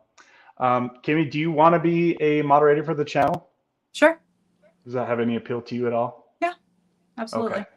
So I'll definitely hook you up on that. I really do appreciate your constant comments and support for this channel. And I really do appreciate you hopping on here today. Well, I appreciate you creating this channel, and giving us a space. Absolutely. So Sweet. I'll be in the chat below. All right, girl. I also like your shirt. My sister has a tattoo very similar to that. Oh, was that you that said you got a, what was it? Was that you that said the tattoo that you got a while ago? Oh, was that you? That's the devil whispered, "You cannot withstand the storm." The warrior replied, "I am the storm." Yeah, this is that was you. Yeah. Okay, awesome. Yeah. I loved. Yeah, when I first heard you say that, I was like, "Damn, that freaking hits good." Yeah, yeah. That's a great statement. All right. Well, thank you, and we'll talk to everybody in the chat. Okay. All right. I'll be on here still for a little bit. Thanks, Kimmy. Okay. Bye. Bye.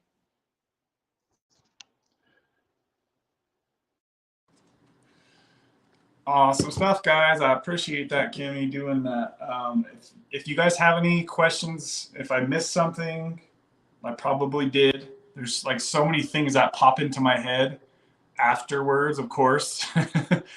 And I was trying to like think of them as they were coming to my brain, but then I would kind of forget. So if you guys have any questions or comments for Kimmy, she is really active on this channel. So feel free to either post them if you're here on the live chat now. Did my voice get louder or quieter when I turn those headphones off? Just let me know if I'm talking too loud, guys. Nice. Thanks for sharing, Kimmy. Yes, I appreciate her coming on here. Let's see. So we're going to add Kimmy as a moderator here in the channel, guys. Okay.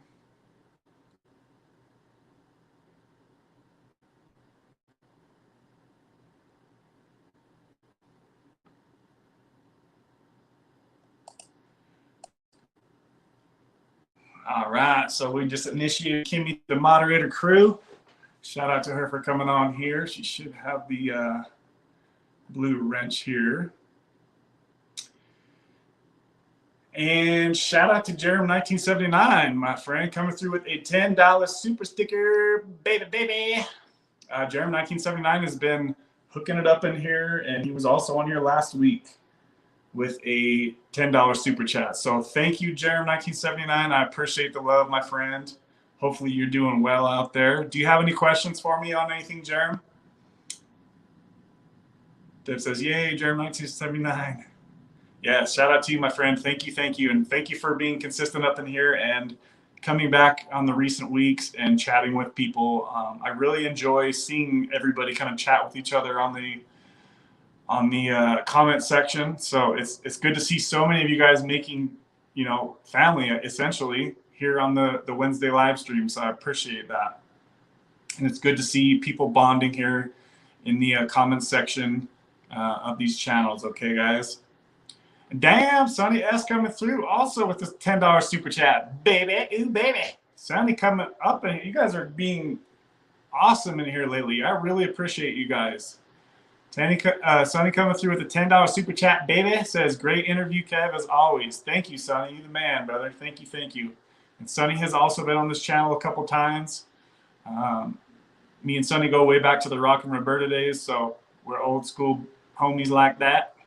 Shout out to you, Sonny. Thank you, my friend. And I'm glad to see you in here every week, my friends. Every week. Let's see. Marky says, Kevin didn't read my question. What's the question, Marky? Let me see. I missed a crap load of questions, guys. So if it's something that you guys were talking about earlier and I missed it, feel free to drop it in the comment section and I'll make sure that I touch on that now. Okay, guys? I do still have quite a bit of time, so no rush. If you've been in here ghost watching, please drop a comment or a question. And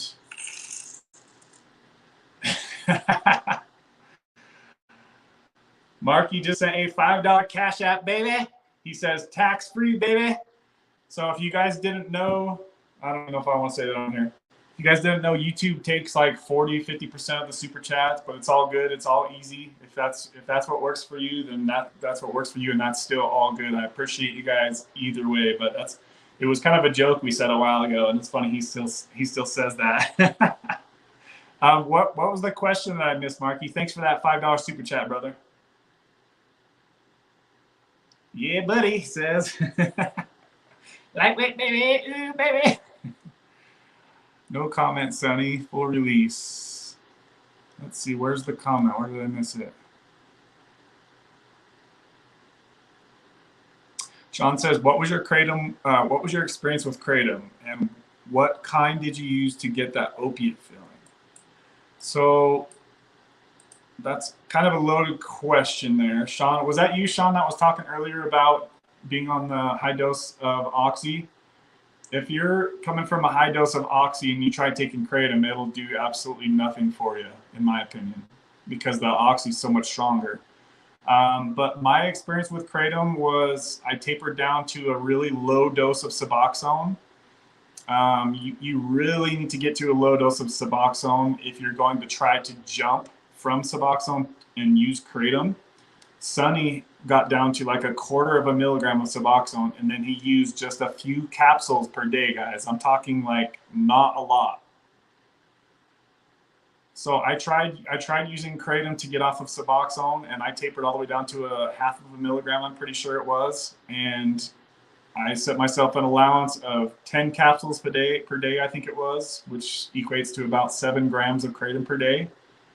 And I did that for a month. I tried to taper down off the kratom, and it just wasn't working. I got stuck at 7 capsules per day, and I kept waking up in withdrawal every night because kratom has a much shorter half-life than Suboxone.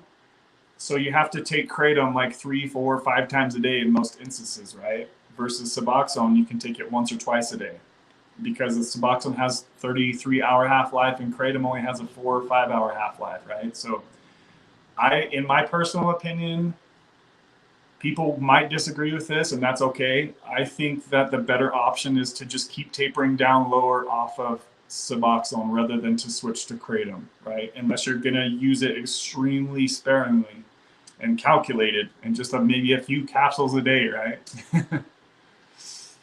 That being said, though, other people could disagree with me, as I said, and that's totally okay to disagree with me. I'm just sharing what my honest opinion is on the subject. So thanks for asking. I like that. I like questions like that, Sean. Thank you.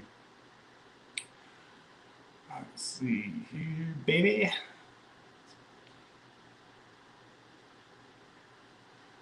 Kimmy says, holy crap, I'll send via Cash App from now on. Damn. Yeah, it's kind of crazy that they take so much of that. And plus, it's also like Marky said, I'm pretty sure you don't have to claim if it comes through like on Venmo or Cash App, because if it goes through YouTube, then they send me the tax form at the end of the year, and then I have to claim it on top of them taking 40, 50%, whatever it is.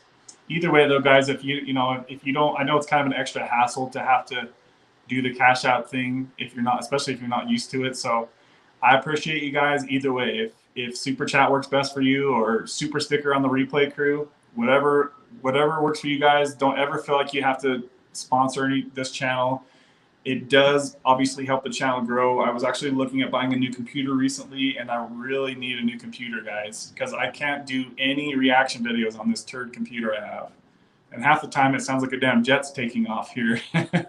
So I really need a new computer, and I want to get one of those fancy mics so it sounds better, and it's not such a kind of like a crappy experience here, right? And I want to start getting more into editing videos in the future.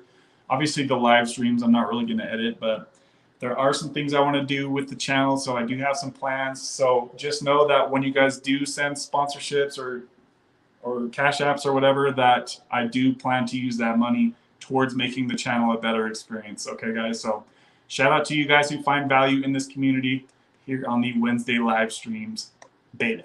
And just a quick note that today is the number 50th live stream, guys. We've been doing live streams for over a year now. And you guys have seen how consistent I have been with this show. I've only missed 1 week out of the entire year. I'm pretty sure that's all it was. And that's because I witnessed a freaking tragic accident 2 minutes before the stream was supposed to start. So I really appreciate you guys that obviously are always up in here sharing your stories. I know it's kind of scary to share your struggles here on the internet. Even if it's just in the comments section, I really appreciate you guys checking in with us every week, letting us know your updates. A lot of people have found help through sharing what they're going through here on this channel. And we've shown you guys so many people who have gotten off of oxys, who have gotten off of Suboxone, who have gotten off of Kratom, right? So there's a lot of experiences. My hope is to also add to that list a lot of people who have gotten off of Sublocade in the future, since it's obviously a newer drug. We did have Kevin C on the channel a while back. He's, I think, like the furthest along. He's been off of Sublocade now. I think his last shot was over 2 years ago. So if anybody who's watching this, you have experience with Sublocade and you would like to share your experience on this channel, you guys know that I would like to get more people to share their experience with Sublocade on this channel. And definitely, if you're able to start a channel on YouTube to share your Suboxone or Sublocade or even Kratom, please do so. And if you do so, let us know here on the chat. We will send some people to go support you. Okay, guys, we all can grow here on YouTube together. All right, it's you know, some of you guys may know that there's like a current kind of like a ruffle in the feathers on YouTube within the recovery community. I'm not going to say any names or anything like that. It just kind of sucks to see that, you know, and I understand why certain things are happening, but it just sucks to see, you know, a bunch of people in the recovery community are going kind of like against each other, right? Like, I don't know, it just sucks to see. I don't ever want to be a part of anything like that. I'm trying to stay as positive as I can here. I can't do anything like drama related. So yeah, I hope everybody can figure things out. And I know that there's going to be people who have disagreements, obviously, right?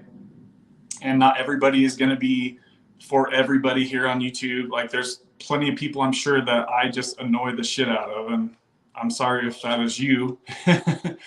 Everybody's not going to be everybody's cup of tea, but I feel like we should all hopefully try to get along. That's just kind of my thoughts on it, guys. It just sucks to see the recovery community divide like that. You know what I mean? I'm sure it'll all work itself out. Side note, this isn't the first time I've seen this. There were 2 or 3 different times in the past that I've seen like certain content creators in this niche, I guess, kind of going against each other. And I don't know, I'm so like anti-drama that it like, I just feel like, I just don't feel good about it. I don't know. Hopefully it all smooths itself over here soon, and we can all try to get along in the future. I don't mean anybody any bad juju. We know that somebody got their channel deleted recently, and that would really, really piss me off if that happened. So I'm sure you guys know what I'm talking about, but I'm not going to say any names or throw anybody under the bus here. But it just sucks to see that happened, especially when that person was working so hard on her YouTube channel. So it is what it is. We'll all move forward, guys. Let's see here. I asked how you were feeling at the 1 year mark and what your thoughts were looking back at that 1 year.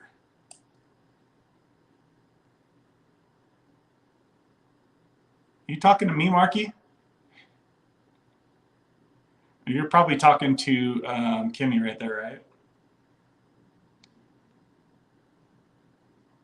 right? Zach says, awesome live stream as always. Thank you, Zach. I appreciate that, man.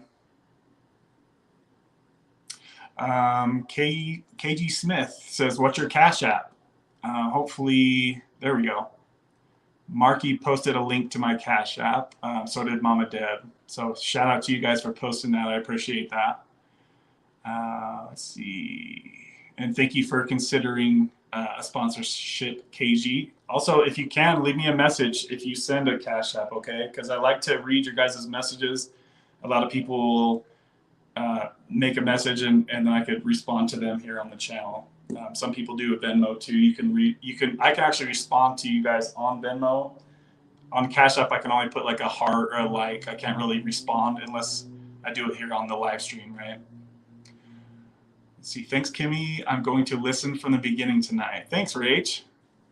If you guys don't know, Rachel and I and FMD did a live stream on FMD's channel a couple weeks ago now.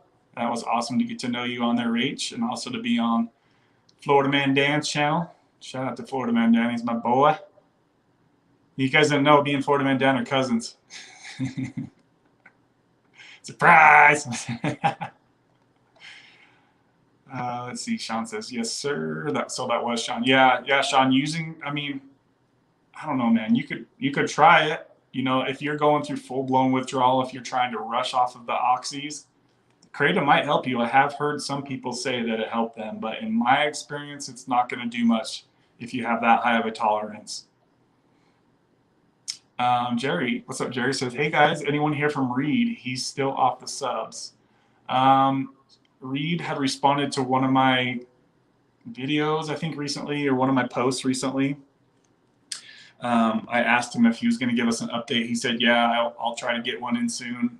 He said that he's long overdue for an update, and I've seen him active on other people's channels, so that's good to see that he's still active in the community. I would love to have Reed on the channel for like a post Suboxone interview, kind of how we did today with Kimmy. So Reed, if you end up hearing this and I've asked you to be on the channel before, I don't know if you're up to it or not, my friend, but you know you're always welcome here, and I'd love to do that video. Let's see here. So Kimmy said, Marky, 1 year was like a breath of fresh air. I finally felt like the fog had finally lifted. So it sounds like Kimmy had struggled with pause for, sounds like about a year, right? So hold on, let's see here. I lost the chat, guys.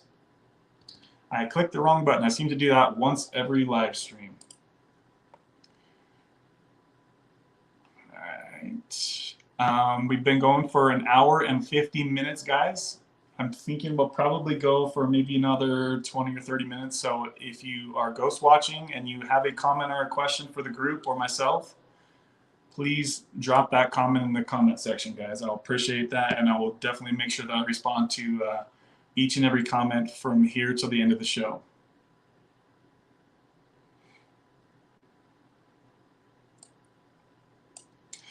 Deb or Marky, did I miss any really important comments from earlier? I know that Callie had said that she recently got her second Sublocade shot and she did stop the oral dosing. So shout out to her if she's still in here. Maybe she can let us know how she's doing. If you guys, any of my mods ever notice that I miss out on like a kind of important comment or question that somebody had, please feel free to let me know once the guest gets off like this so I can respond appropriately. Especially if somebody's like struggling, I really hate to, miss a serious question like that.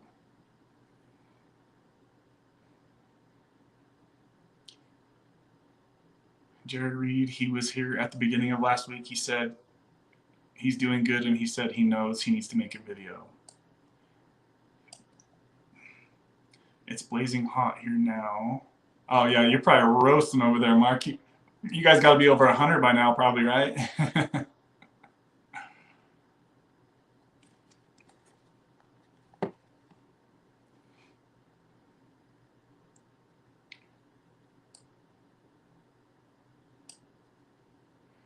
I don't know what you're talking about, but I hope everyone is cool. Florida sounds good today. Man, I know it sounds good to me. The freaking ocean. I haven't seen the ocean for so long. Something about just chilling on the ocean brings me so much peace. Did I ever tell you guys about the trip that I took to, was it Huntington Beach? I went out there by myself for a week. And that's another great thing that I don't really talk about a lot, but some of you guys tell me that you're stuck in like a really needy, like toxic relationship. And that was such a good thing for me to take a vacation by myself, to go to California, to do a bunch of meditation on the beach and just get out and be around people that you don't know and being out in a public place like that. It was awesome. I remember sleeping in the back of my Durango. And then I got a hotel one night. It was such a fun little adventure to just leave Utah for a week and just do my own thing by myself. Like you can really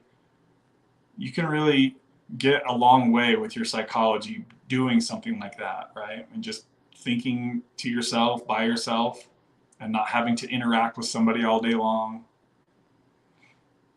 I used to be so needy in my relationships, guys, back in the day. Oh my God. Biggest freaking simp. Simping. If you're simping, you ain't pimping, baby. Jerry says, great. I hope you're feeling well, Deb. I haven't made time to watch lately. You're good, Jerry. I appreciate you coming back and checking in, though, my friend. She could microdose the sun the first couple of days. Microdose the sun.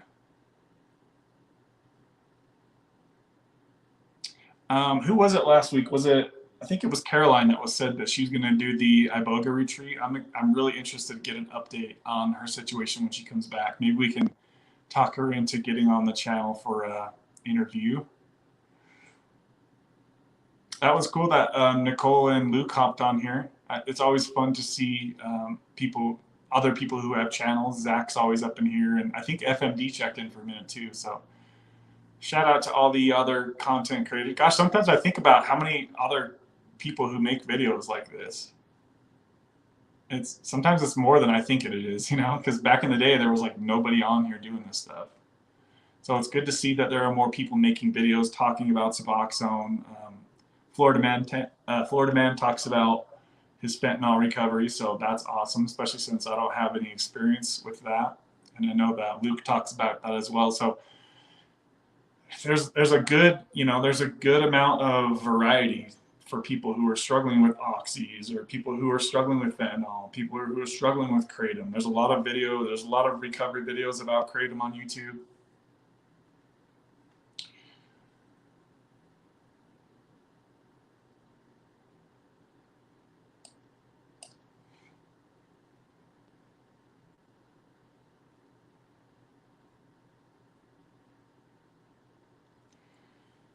Happened to me once in Florida. I was in the sun for an hour and totally got fried.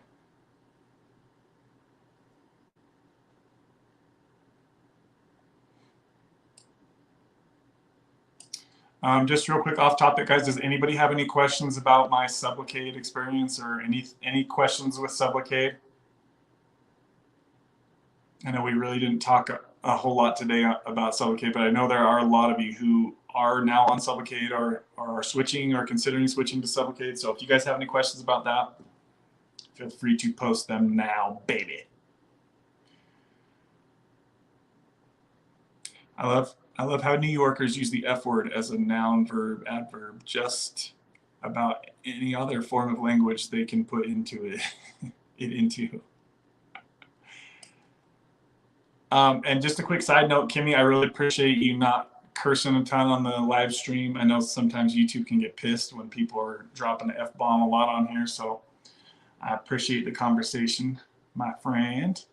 I didn't get paused. I microdosed way, way low so that I never had to go through it. Yeah, so I think that's what I was talking about with Kimmy. So that it makes sense to me. You know what I mean? It's just like you kind of suffered as you tapered and you got down to speckles a day. I think Mama Deb was telling me that she did what do they call it? A urine sample test or a bupe test, basically. And once she got down to around 0.5 milligram, she was no longer, what do they call it? Pissing hot, I guess you could say, for bupe.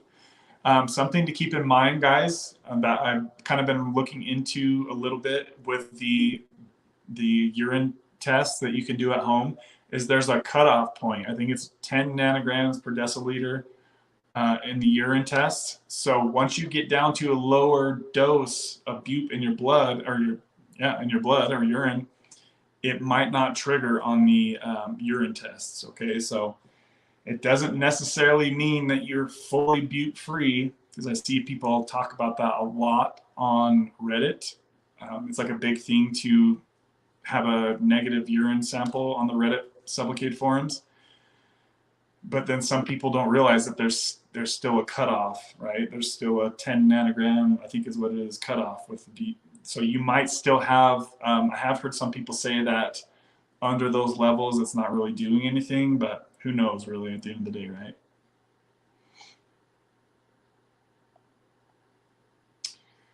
Fox time and patience, mental health support, friends and family who know what's going on. It's tough, but it can be done.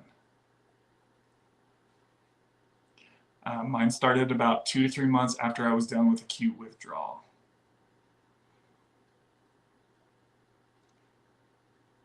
Zach, I visited with a friend in Florida last year in Melbourne. I had some real gummies that put me on my butt. Sonny, I was seeing you talking about the how different it is for everybody as far as the gummies or the 420, I guess you could call it, is what I kind of keep referring to it as. And it's true, right? Like so many people, it's like a godsend and they feel so incredible with it. But like other people like me, it like spikes my paranoia and my anxiety like through the roof.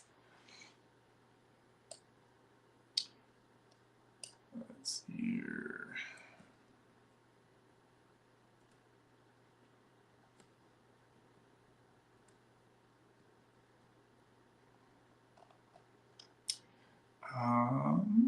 For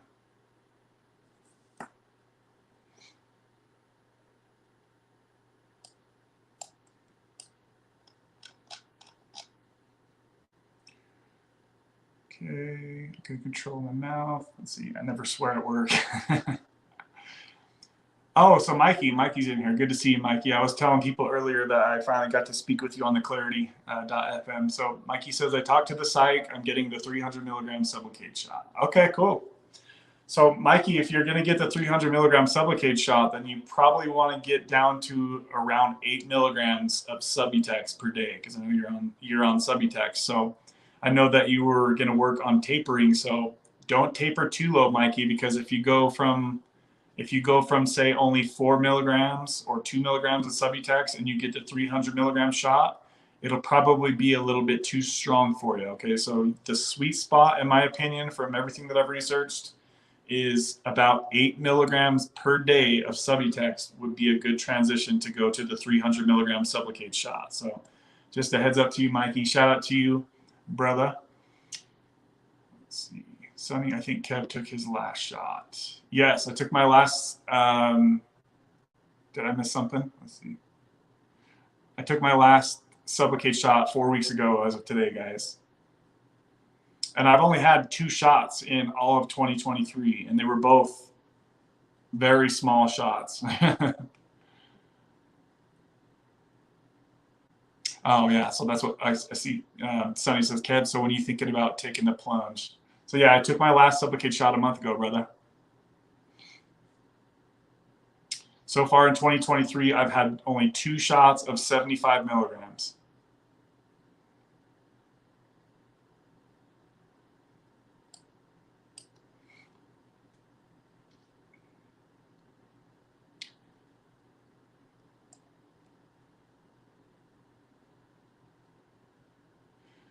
Marky says 75% of the time, I swear every time.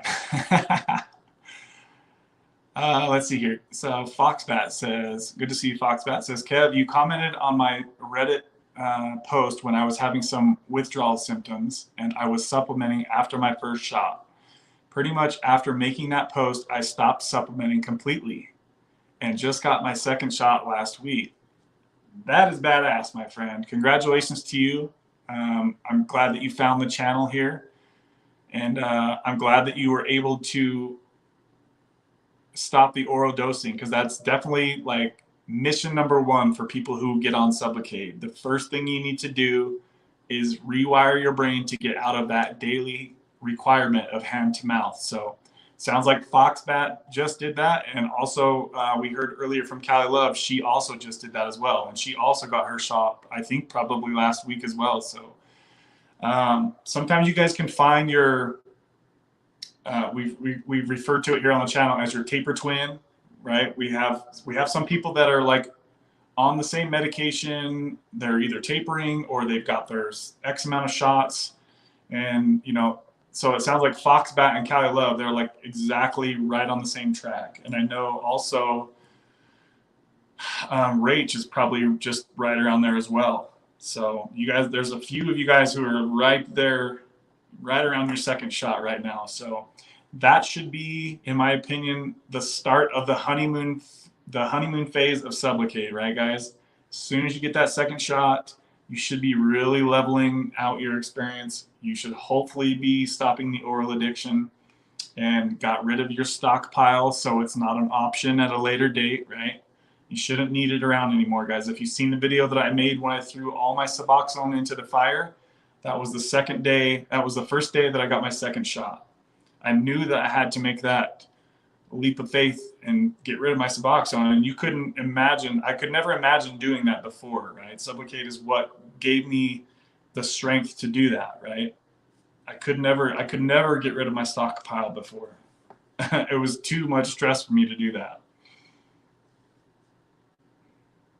Some people out there like Zach has a stockpile and he's not worried about dipping into it. See, that wasn't my experience. For me, it was always on my brain. I couldn't stop thinking about it. Somebody says, I couldn't imagine taking 16 milligrams. That's super glued to your receptor.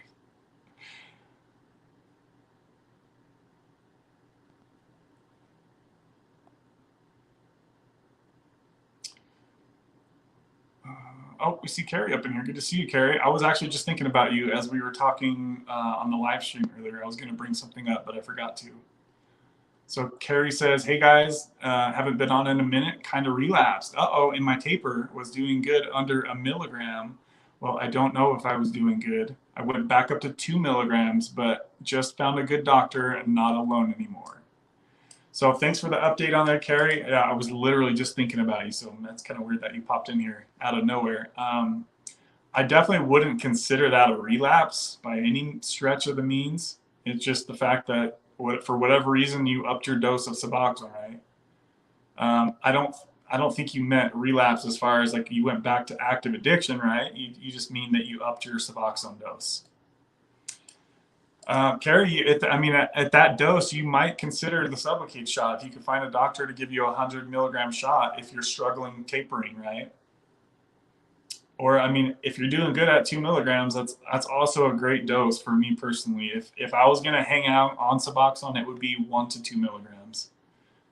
If I just made the choice to just not dilly-dally and mess with it and fight it anymore, I know that's not for everybody, but there are some people out there who they just don't want to taper, they don't want to come off, and they're okay with a low dose of Suboxone, and that's okay if that's okay with you guys, right? It all comes down to you, the person that you look in the mirror every day. What's acceptable to you and what's not.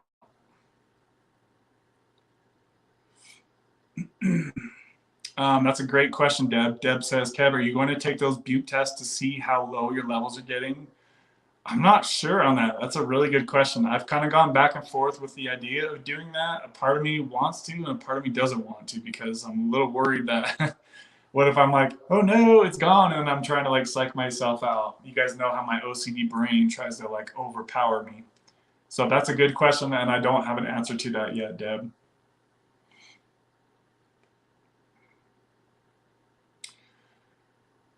Yes, Sean, it may just take a little while to adapt. So I missed something Sean said. Sean says, I'm saying since I've been tapering down on oxys, do you think kratom would work for me? No. As I'm withdrawing, considering I've been tapering down. No, I don't think it would, Sean. If you're still taking 150 milligrams a day of oxy, I don't think kratom's going to touch you. You can try it, right? You don't have to worry about like precipitated withdrawal with that stuff. And obviously this is not medical advice, guys, so make sure that you do your own homework on this stuff, and if you have a doctor, talk to your doctor about this stuff. But I personally don't think you would even feel, I think that you would think that kratom was a joke if you took it while being on 150 milligrams of oxys, right?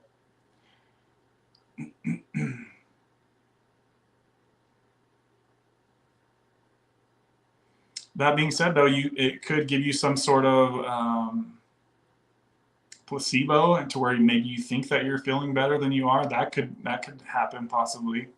I mean, really, the only way is to know for sure is for you to try it. But in my opinion, I don't think you would even feel it.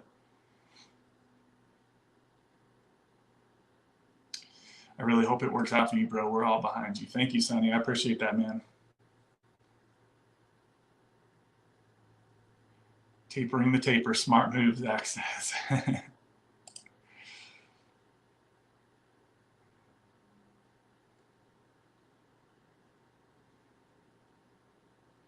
So I took my first Sublocade shot. I think it was October 7th, if I can remember, guys. Let me see if I can get the exact date.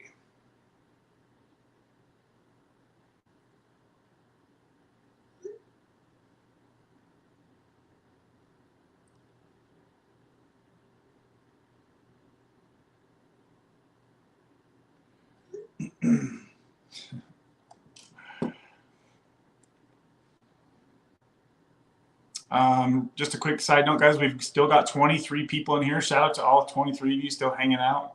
2 hours and 8 minutes into this live stream, baby.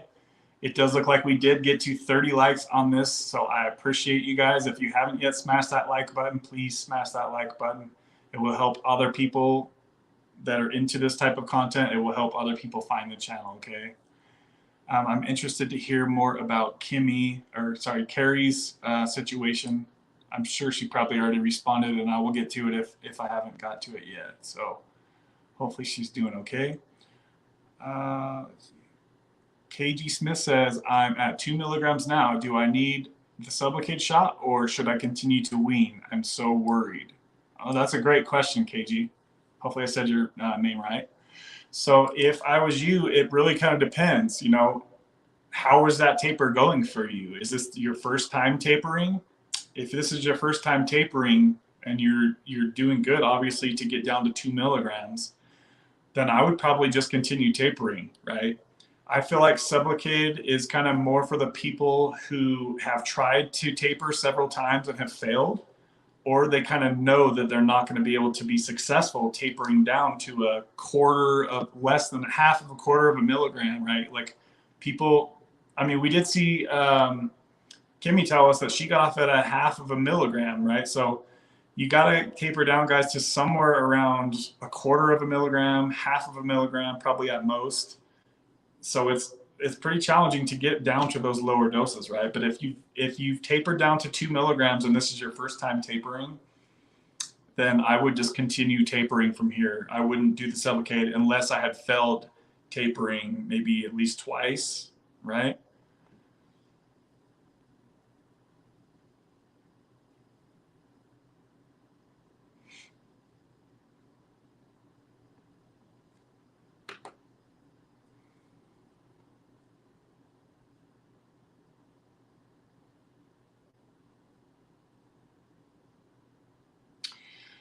Sonny says, Sean, it may, bro. You got to test it out. Get quality kratom, though, not the head shop stuff. So I do hear a lot of people talk about that, that you need to make sure you get like from a great vendor. I honestly, personally, guys, I've tried kratom from a head shop. I've tried it from a gas station. I've tried it from the best, what do they call them, supplier or whatever. I honestly could never tell the difference between any of it, to be 100% honest with you guys. But a lot of people do say that you want to make sure that you get it from like somebody who has good reviews and who's known to have, I guess, the best stuff. I don't really know. I don't know like how to say that.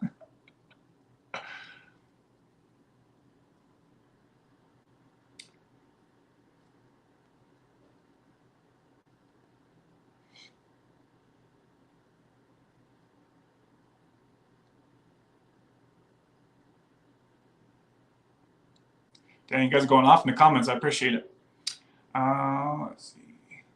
Carrie, no biggie. You're in the right place. It's a war. Yeah, sometimes you got to look at this as it's kind of like a war. And, you know, I know that Carrie was frustrated once. I remember a comment she'd mentioned that she's like, dude, like I've been clean, like I've been out of active addiction for so damn long. It's like, why can't I'm just stuck on this, right? Like it sucks to be so far removed from active addiction, but still, it's like you're still kind of being tortured because you're having such a hard time tapering. So I relate to the frustration for sure, absolutely, and know what that feels like.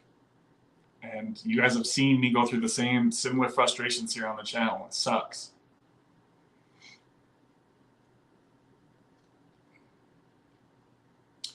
If you're down to 2 milligrams, try to keep tapering. You would have to go up in the dose to get Suboxone.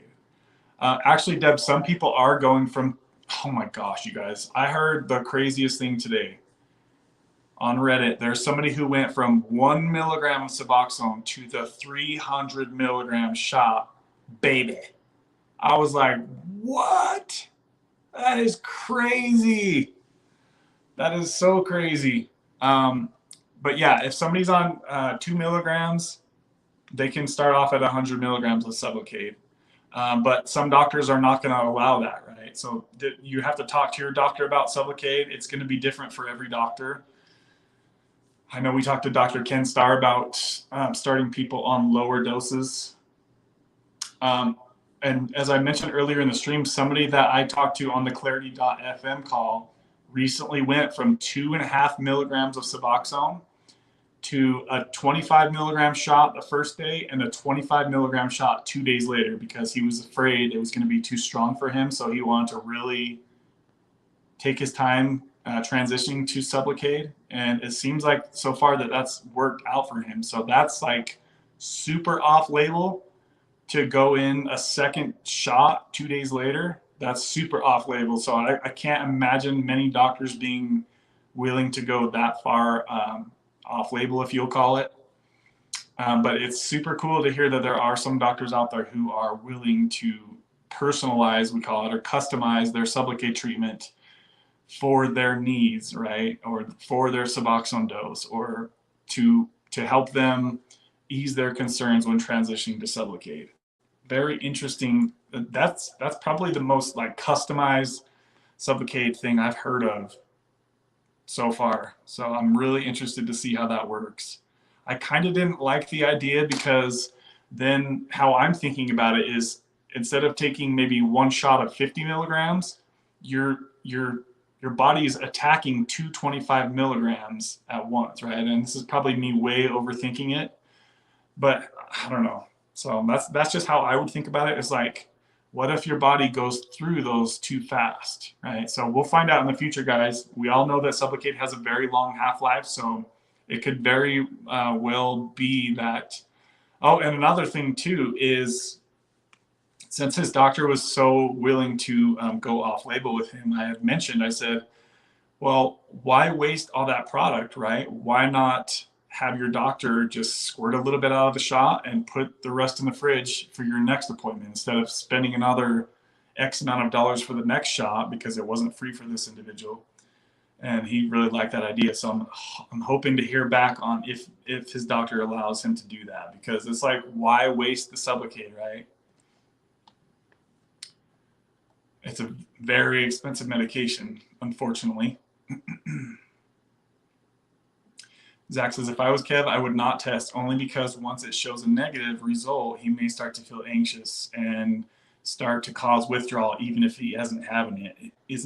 Yeah, that's definitely what I was kind of thinking of with it, because we all know how our brains can trick us into thinking that we're in withdrawal, right? Because if I see that negative on there, I might be like, oh no, anything could be withdrawal now. You know what I mean? So I can see the pros of doing that, but I could also see the cons, especially for somebody like me with severe OCD.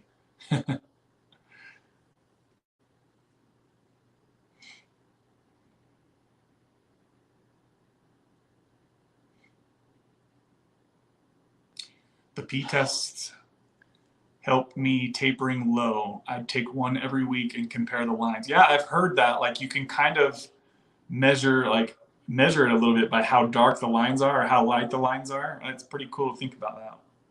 I wish they made something that was more like high tech that could give us an actual reading. I think we have to do a blood test for that at the doctor, but I mean, he's going to be spending a couple $100 just to go test their levels, right? Maybe some people.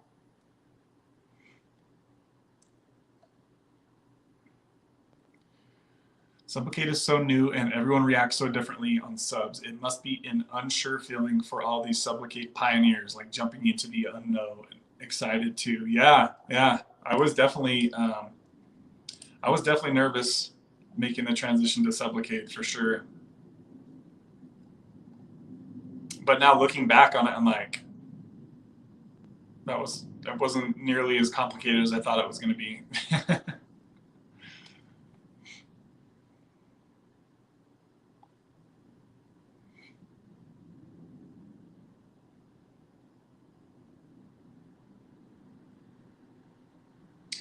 Kimmy says, I'm the only one who doesn't know the date I got off of opioids.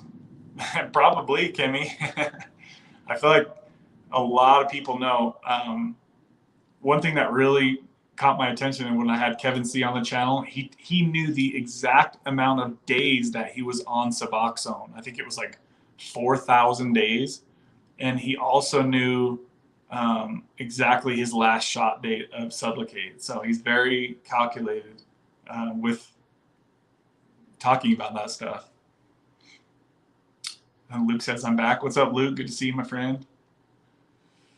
Luke's been doing some freaking awesome editing on his videos, so shout out to him. I wish I had that type of skill.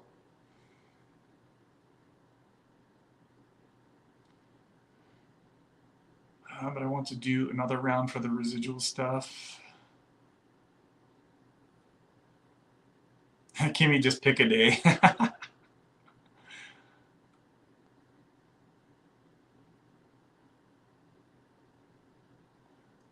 Oh, guys, sorry, I'm so far behind the comments.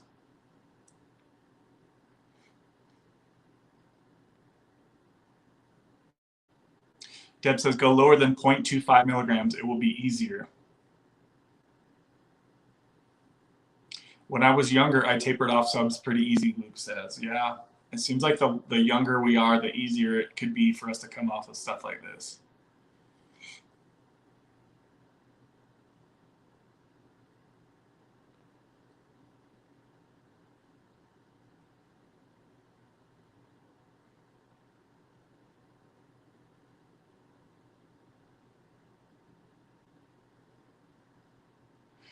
So Scott, good to see you here. Scott says, the beautiful thing about Sublocade is it really helps to break the ritual of taking the sublingual meds.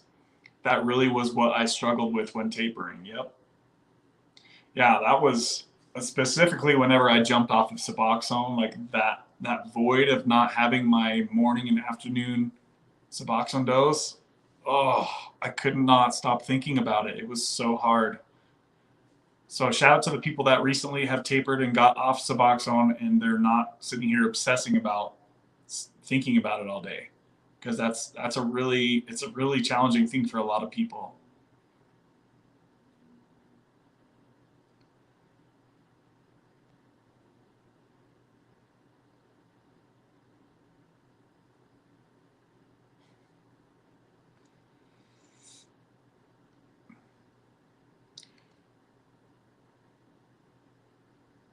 Nicole had recently mentioned something about there was some lady or some chick that recently got on Sublocade. She took the 300 milligram shot, and she was also on like a bunch of clonidine and God, what else was it, guys? It was like 3 or 4 different medications, and she was like way overly medicated.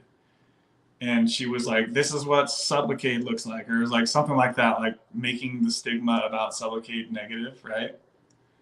And so, yeah, it's probably not the best idea to be starting on a 300 milligram shot of Sublocade while also being on clonidine, and there was a few other medications. I don't remember what it was. If you guys know what I'm talking about.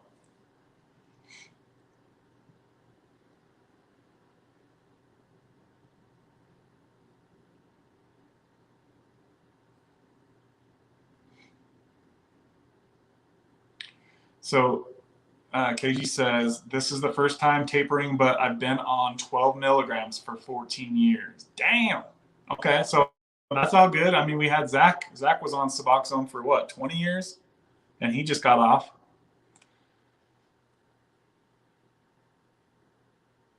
Yeah, if this is your first time tapering and you're already down to 2 milligrams, I would just stay the course, because you know what to expect, right? You lower your dose, you maybe feel crappy for what, a week or two, and you stabilize. And then when you're ready, you drop the dose again.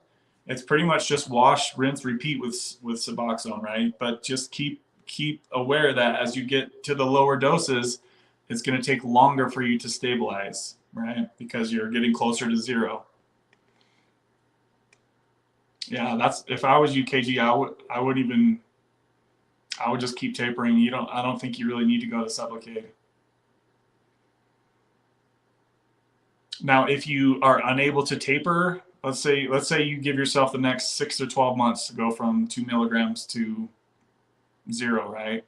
If you find yourself having the same conversation in a year or two and you weren't able to get much below, 1 milligram or whatever, then maybe consider going on a low dose of Sublocade is what I would think. But this is your first time tapering, I would just stick with it.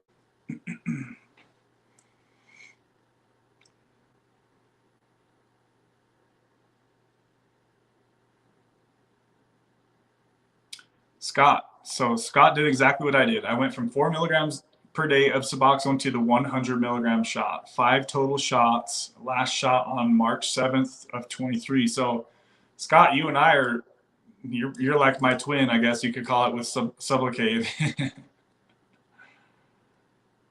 Our experience and timeline are very similar. So awesome stuff. Keep checking in with us, Scott. Let us know how that works out for you going forward. So it's like Scott, Roberta, and I are all kind of really close to right around the same timelines. Scott, what doses were all your Sublocade shots? Were they all 100 milligrams, or did you taper them to lower, and did you space them out at all? Just wondering if you did that too.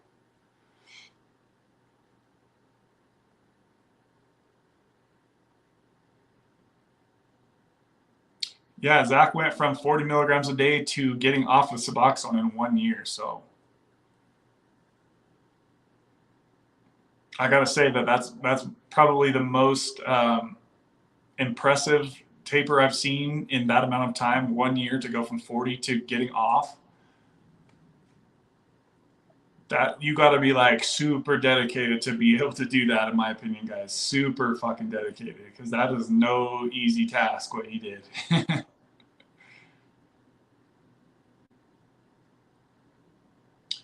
The doctor ain't gonna lose that money. Laugh at my ass off.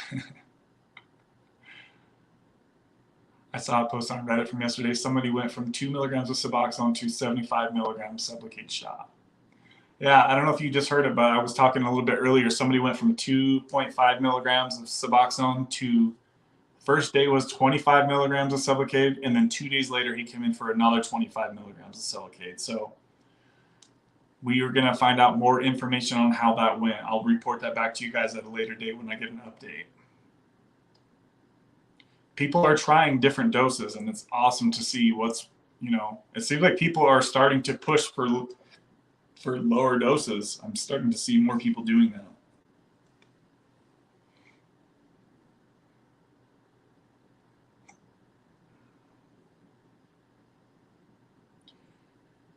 My doctor never required any therapy, so I've just started watching YouTube to help. Yeah, absolutely. You can come here and hang out with us every Wednesday, KG. It'll definitely help to give everybody updates, and we'll know you from, if you come back next week, we'll know who you are and what dose you were at, and we can kind of cheer you along as you go. So you are in a room full of people who are just like you, my friend.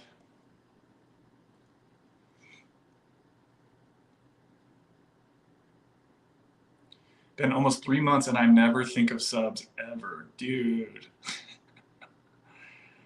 That's crazy, Zach. That's so impressive, especially since you have some on hand. That blows my mind, dude. That really does. Yeah, some people just have a different mindset, guys. Some people can push their way through things much better than others can.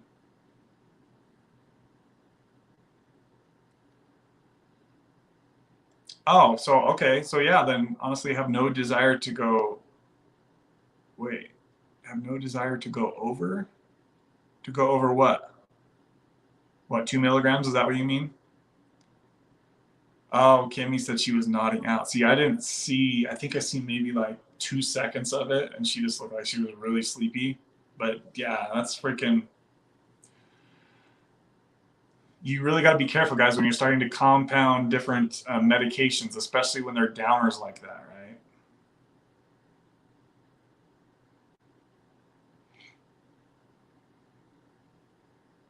And Klonopin, yeah, geez. I mean, I've seen people just on Klonopin alone that were like that. They were like fumbling around, like, dang, dude, are you okay, son?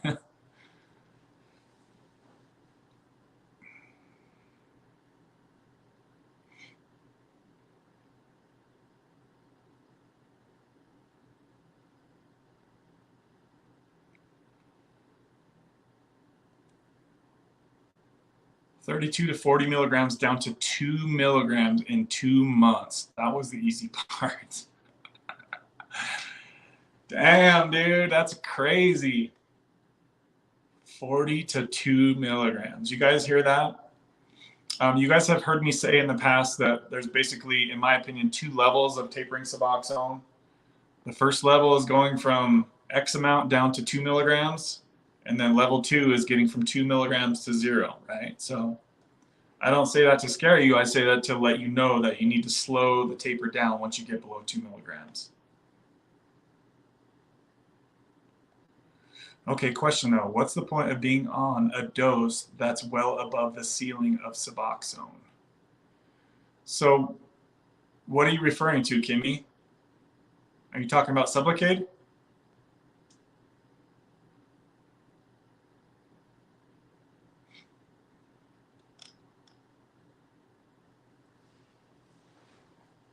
I feel like anything above 1.6 milligrams hit my ceiling for Butte. Oh, I think that's what she's talking about.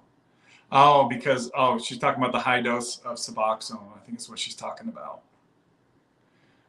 Anything above 1.6 milligrams hit my ceiling for Butte.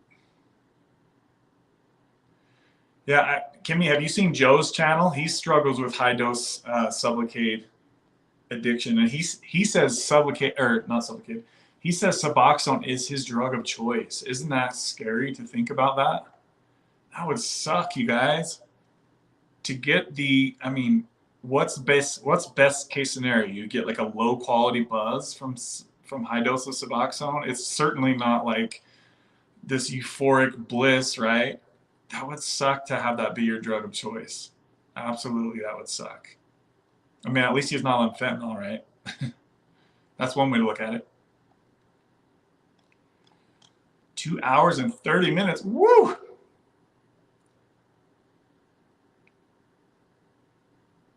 I was just taking way more than I needed because I could.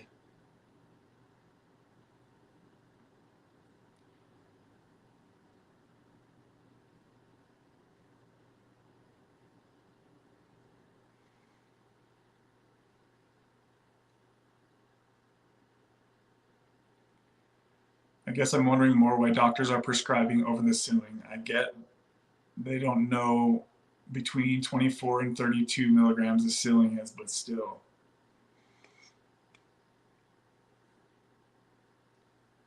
Welcome home, KG Smith. Thank you so much. Yeah, it's good to have you in here sharing your story, KG. So keep us updated going forward. We do these live streams every Wednesday at the same time. Okay, so if you get bored, you're welcome to go through and watch last week's live stream. We had Deb Woods, who's here talking to you. She shared her story last Wednesday. We had a really good live stream, and we have 50 other live streams that you can watch from the past on this channel too. They're all here in the channel history. So if you get bored, you're more than welcome to listen to what other people have said on other live streams. I don't think 90% of the doctors really have a clue what's going on with bube.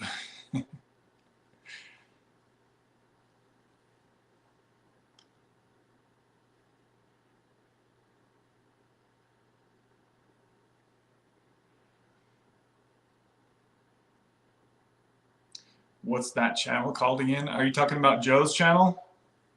So Joe's channel is Joe Cataneo. Cataneo, I think.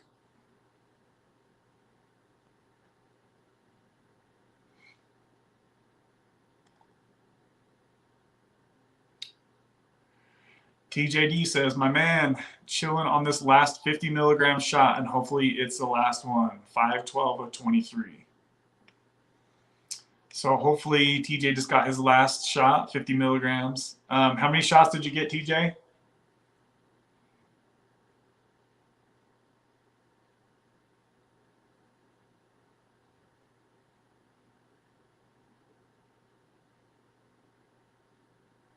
Oh, out of fear gang, I was just talking about you earlier. I went to look at your channel the other day and your videos are gone. Did you put them back up or what happened with that? Good to see you in here, my friend. Says, how long did you go off of everything when you tapered off Suboxone a while back? So it was around 3 months. It was quite a while ago that I did that, but I want to say it was around 3 months. And then I got back on Suboxone after a breakup and a move and having to start a business and having my stockpile available. Are you doing okay, Out of Fear gang? I think I seen a comment somewhere where you mentioned something about your channel is going to go like a different direction or something. So I was checking in on that, and I didn't see any of your videos left. TJD says 300, 200, 100. Whoa, that's a cool taper right there. I like that. I like that a lot.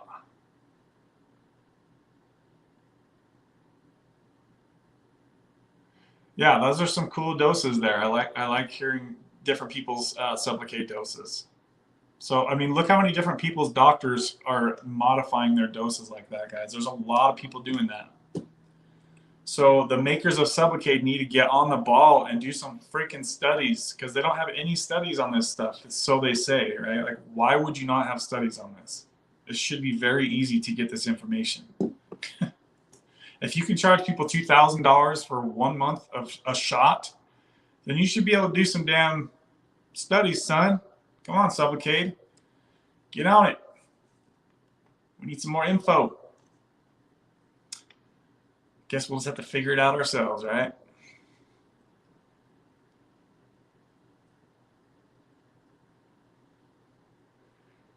My back's starting to hurt, guys. I've been on here for 2 hours and 34 minutes. If you guys are enjoying these long streams, if you enjoy Kimmy coming on here, guys, please smash that like button. We got 32 likes on this video. we could try to get that over 35 before we get out of here tonight, I would appreciate it. Just a quick thanks to the sponsors of today's live stream, baby. We had Kimmy, Mama Dad, Marky Rizzo, Sonny, S, and Jerem 1979. And there was one more person, but my computer wouldn't let me scroll up far enough to see who that was. So I will shout you guys out who sent a sponsorship of today's live stream. I will shout you guys out in probably tomorrow. And I really appreciate each and every one of you guys who find value in this community, okay? Thank you, thank you, thank you. Trying to get that bag out of Fear Gang says. So you working or what? So I see. Oh, so thanks for checking out the channel. Yeah, I took everything and put it on private. I have some serious business stuff coming up and can't have my stories and stuff out to the public for a little bit. I feel you. I feel you. Yeah, some people got to do that. I know actually kind of a lot of people have had to do that in the past. So hopefully that goes well for you, whatever is going on. And yeah, hopefully we can see your channel up again sometime. Because Big Pharma sucks, Dev says. I love Joe. I miss his walks with his sister's dog, Charlie. Yeah, I wish he'd make some more videos, even if it's not like some groundbreaking taper update. I just like to see, see how he's doing and get some kind of update. Just know he's doing all right. Next, Joe B0. So far, I felt amazing, so I can't complain at all. Also, my doctor didn't squirt out any dose. He administered the desired dose and then stored it. That's exactly what I'm talking about right there, baby.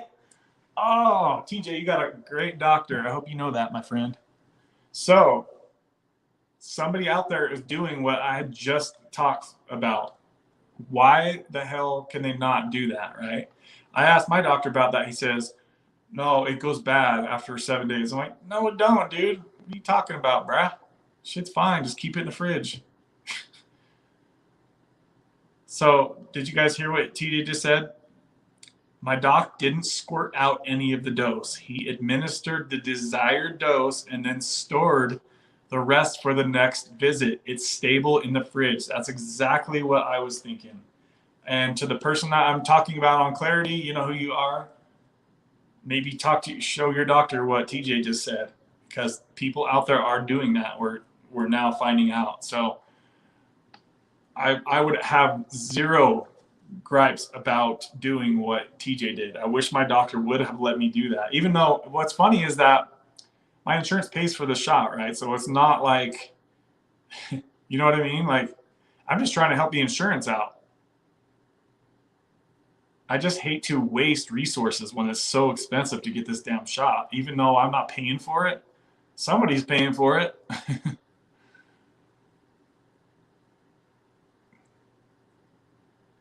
Baby.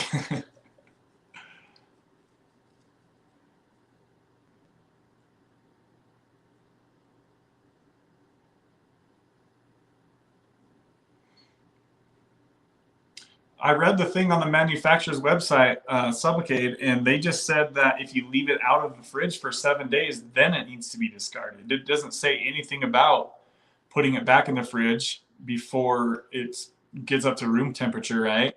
And my doctor doesn't even do that anyway. He just gets it right out of the fridge and squirts it right in me. He doesn't wait for a while and warm it up or nothing. He just goes right for it. So it's like, hey, dude, you didn't let the medication get up to room temperature. So quit squirting it out in the plant dish and just put it back in the fridge.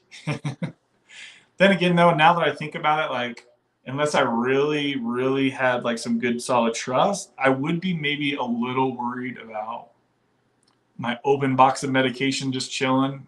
You know what I mean? I don't know. It could be possible that they maybe switched the syringe. I don't know. Like the needle. I don't know. There's got to be ways to do it. Put some amount in a different loader. There's got to be ways to do it.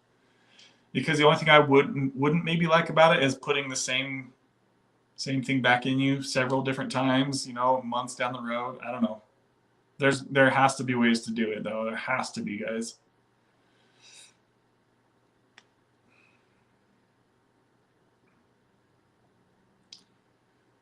My doctor was very educated. The rep came there and he said he spent hours with him asking questions. That's awesome. Usually those are regulations more than manufacturer requirements. I saved like 5 years worth of subs because I never took what he prescribed. I just tapered myself eventually. My safe was full of Suboxone boxes.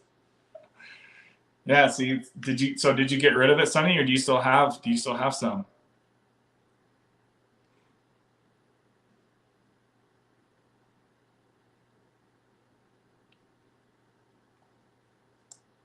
Kimmy says, I got to bounce, guys. Thanks for the support. Yeah, thank you, Kimmy. I appreciate you coming on here today, girl. Hopefully we'll see you in here next Wednesday. Also, I appreciate the $10 sponsorship of today's live stream, baby. Callie says, still here. Damn, yeah, my back is killing me, guys. I've been on this thing for almost 3 hours. The actual needles usually twist off the syringe, so you could just replace the needle and store it in the syringe. Yeah, that makes sense. No cap, good to see you, my friend. Says, hey, guys. Bye, Kimmy. Great job, hon.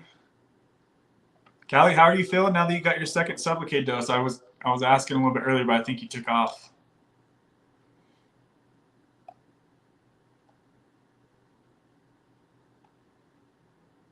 Sonny says, I threw them all in the trash during my withdrawals. Oh, so awesome. Yeah, so you haven't had to really think about it since then.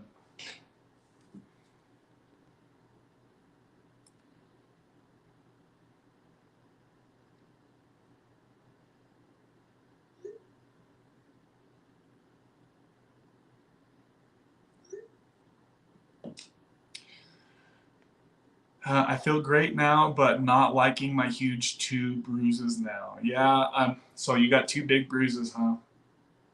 Did the second one bruise up as bad as the first one did, Callie? Not 1 bruise, but 2 now. What? Yeah, see, I only ever got like a little small bruise from mine. I don't know how bad your bruising is, but did you ask your doctor about the first bruise? Were you like, bruh, what is this? Let me guess, he just says it's normal or what? No cap says, are you still on the shot? I took my last shot a month ago. Today was the day that I got my last shot.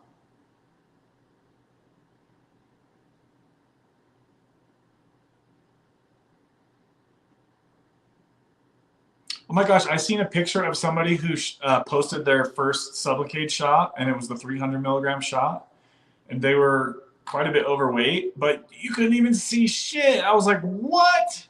Nothing? It was literally like a little tiny blood dot, like where you could see that the needle went in, and you couldn't see anything. So just a heads up, guys, the skinnier that you are, the more you're gonna see the Sublocade protrude through your skin, right? Also, depending on how deep your doctor injects it, because if you don't have a lot of fat on you, it's going to be sitting right there under your skin, right? So you're going to see the bump. And the bigger the shot, the bigger the bump, guys. So if your doctor is going to lower your dose in the future, then just take note that the bump will get smaller. Therefore, the bruise should get smaller too, right? And shout out to KG Smith with a $20 super chat, baby. Ooh, baby. That is the sponsorship of today, guys. Thank you, KG. I appreciate that. Shout out to you. And also shout out to you for sharing your Suboxone taper. So down to 2 milligrams and going to try to go lower when ready, right? So it seems like KG is going to keep checking back in with us to let us know how that taper's going. KG, wonderful, wonderful. Absolutely. Thank you for sponsoring today's live stream, baby. That's awesome. How do you feel and how many shots did you take? So I took 6 shots total over about 8 or 9 months. So I was spacing my shots out. So in 2023, I've only gotten 2 shots total in the last 5 months, right? And they were 75 milligrams and 75 milligrams. And I feel fine. Some days I feel maybe like I'm trying to psych myself into thinking that something's wrong, but as long as I don't get restless legs and as long as I don't have like 2 hours of sleep, my sleep has been totally normal. Even still, it's been good. As long as I don't get those restless legs, that's my main worry. I don't think I'm going to get it. I've seen a lot of people say that they haven't gotten it off of Suboxone, but you just never know, right, until you experience it. So trying to stay as positive as I can, and I'm just excited to see what the future is like.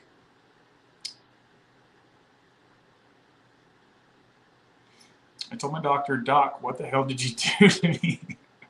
And he said, I will try a lower place this time.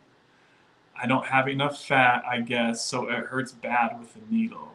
Okay, Callie, I feel you, girl. And your doctor's not willing to lower your dose? Because I know that the lower your dose gets, the less you would be having these issues. And I really think, I mean, I guess you could just space your doses out longer if you wanted to. So Callie's doctor does things kind of different, guys. Callie's doctor is like 300 milligrams every shot. I'm pretty sure that's what the deal is, right, Callie? And her doctor also does the shots every 6 weeks instead of every 4 weeks, like most people do.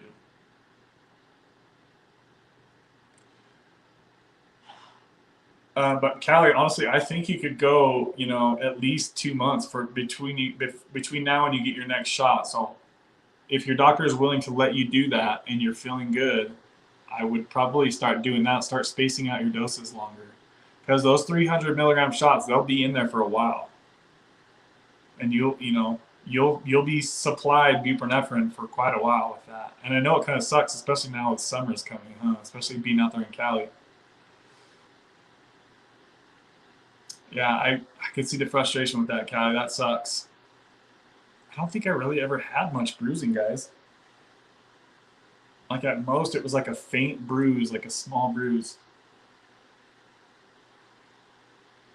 So that is something for you guys to be aware of, right? Like, especially if you're into fitness and you're in shape and you get the 300 milligram shot, which is the biggest shot that they have, it could cause you some issues that you don't like. You might have bruising like Callie, and you might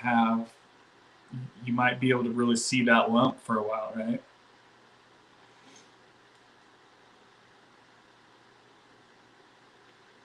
She says, I can still feel the first shot. The bump is still a decent size. Like, what would you say, Callie? Is it about maybe half the size as the one that you just got?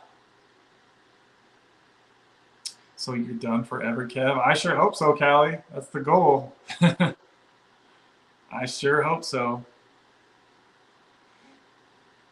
Now it's time to see if what the people said about the withdrawal is really what they said, right? So you guys know I'm going to let you know if something changes.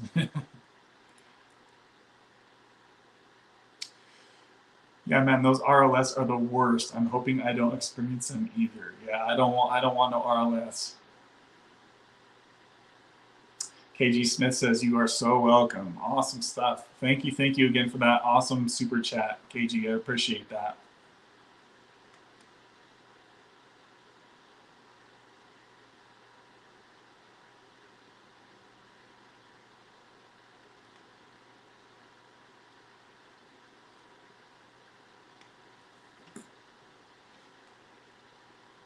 I haven't asked him again to lower it. He wants 300 milligrams every time, but I can space out as long as I want. Okay, so that's good, Callie.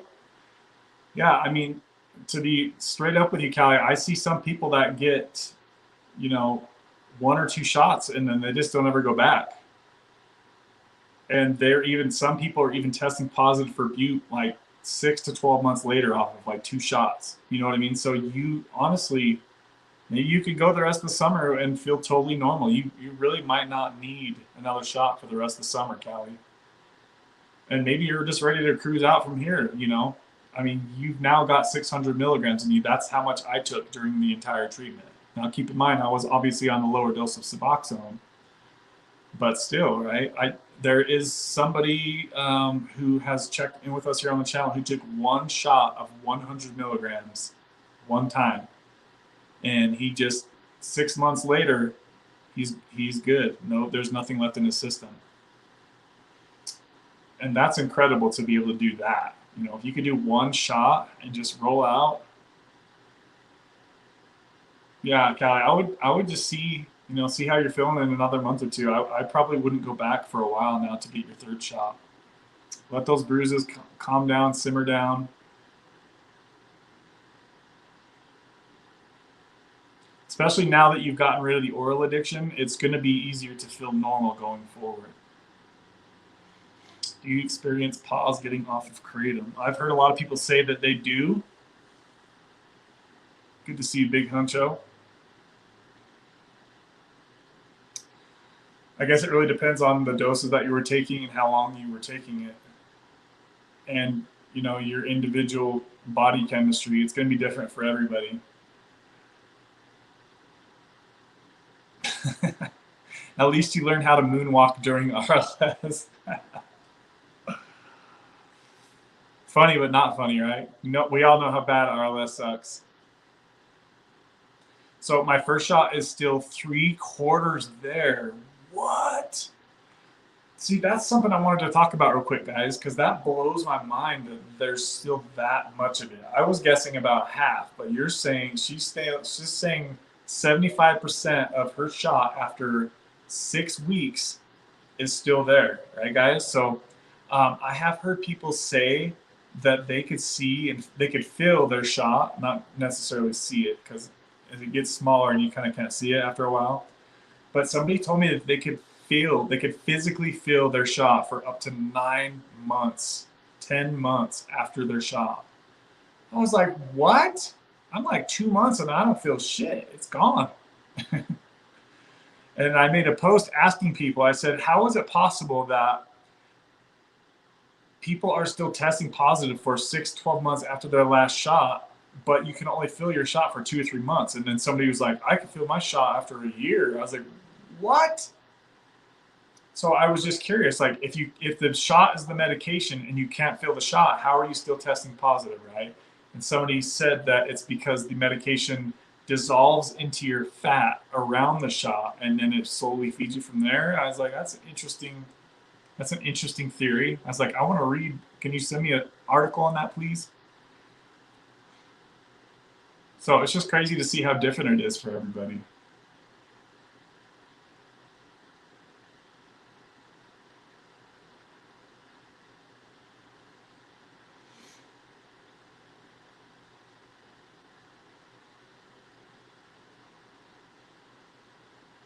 So after 4 weeks of my 75 milligram shot, I could barely feel like a little, I don't know, how can I say that? It feels like maybe, this is a pen lid, guys. It feels like there's like maybe that much right here. That much is still in me right here. Not the big part, but just right here. That's kind of what I can feel, just like a little pen tip in there. According to my estimations or calculations, I won't be able to feel that after about another 3 or 4 weeks. And then I won't be able to feel anything at all. But some people, it takes a lot longer for the medication for the ball to get smaller, right?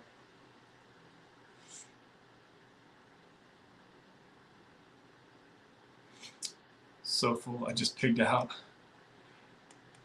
My doctor said rubbing the shot won't do anything. It's time release only. Yeah, I've heard people say different things on that, Callie.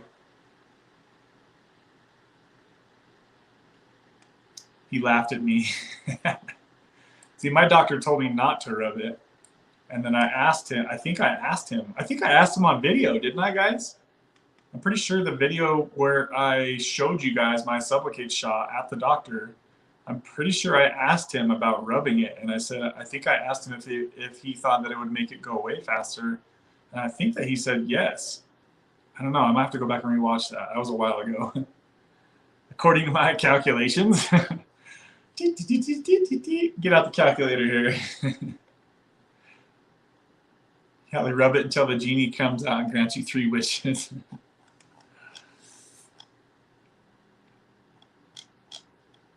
Okay, guys, I got to get the heck out of here. This is 2 hours and 55 whoppers. 35 likes on the video, guys. If you haven't yet, smash that like button.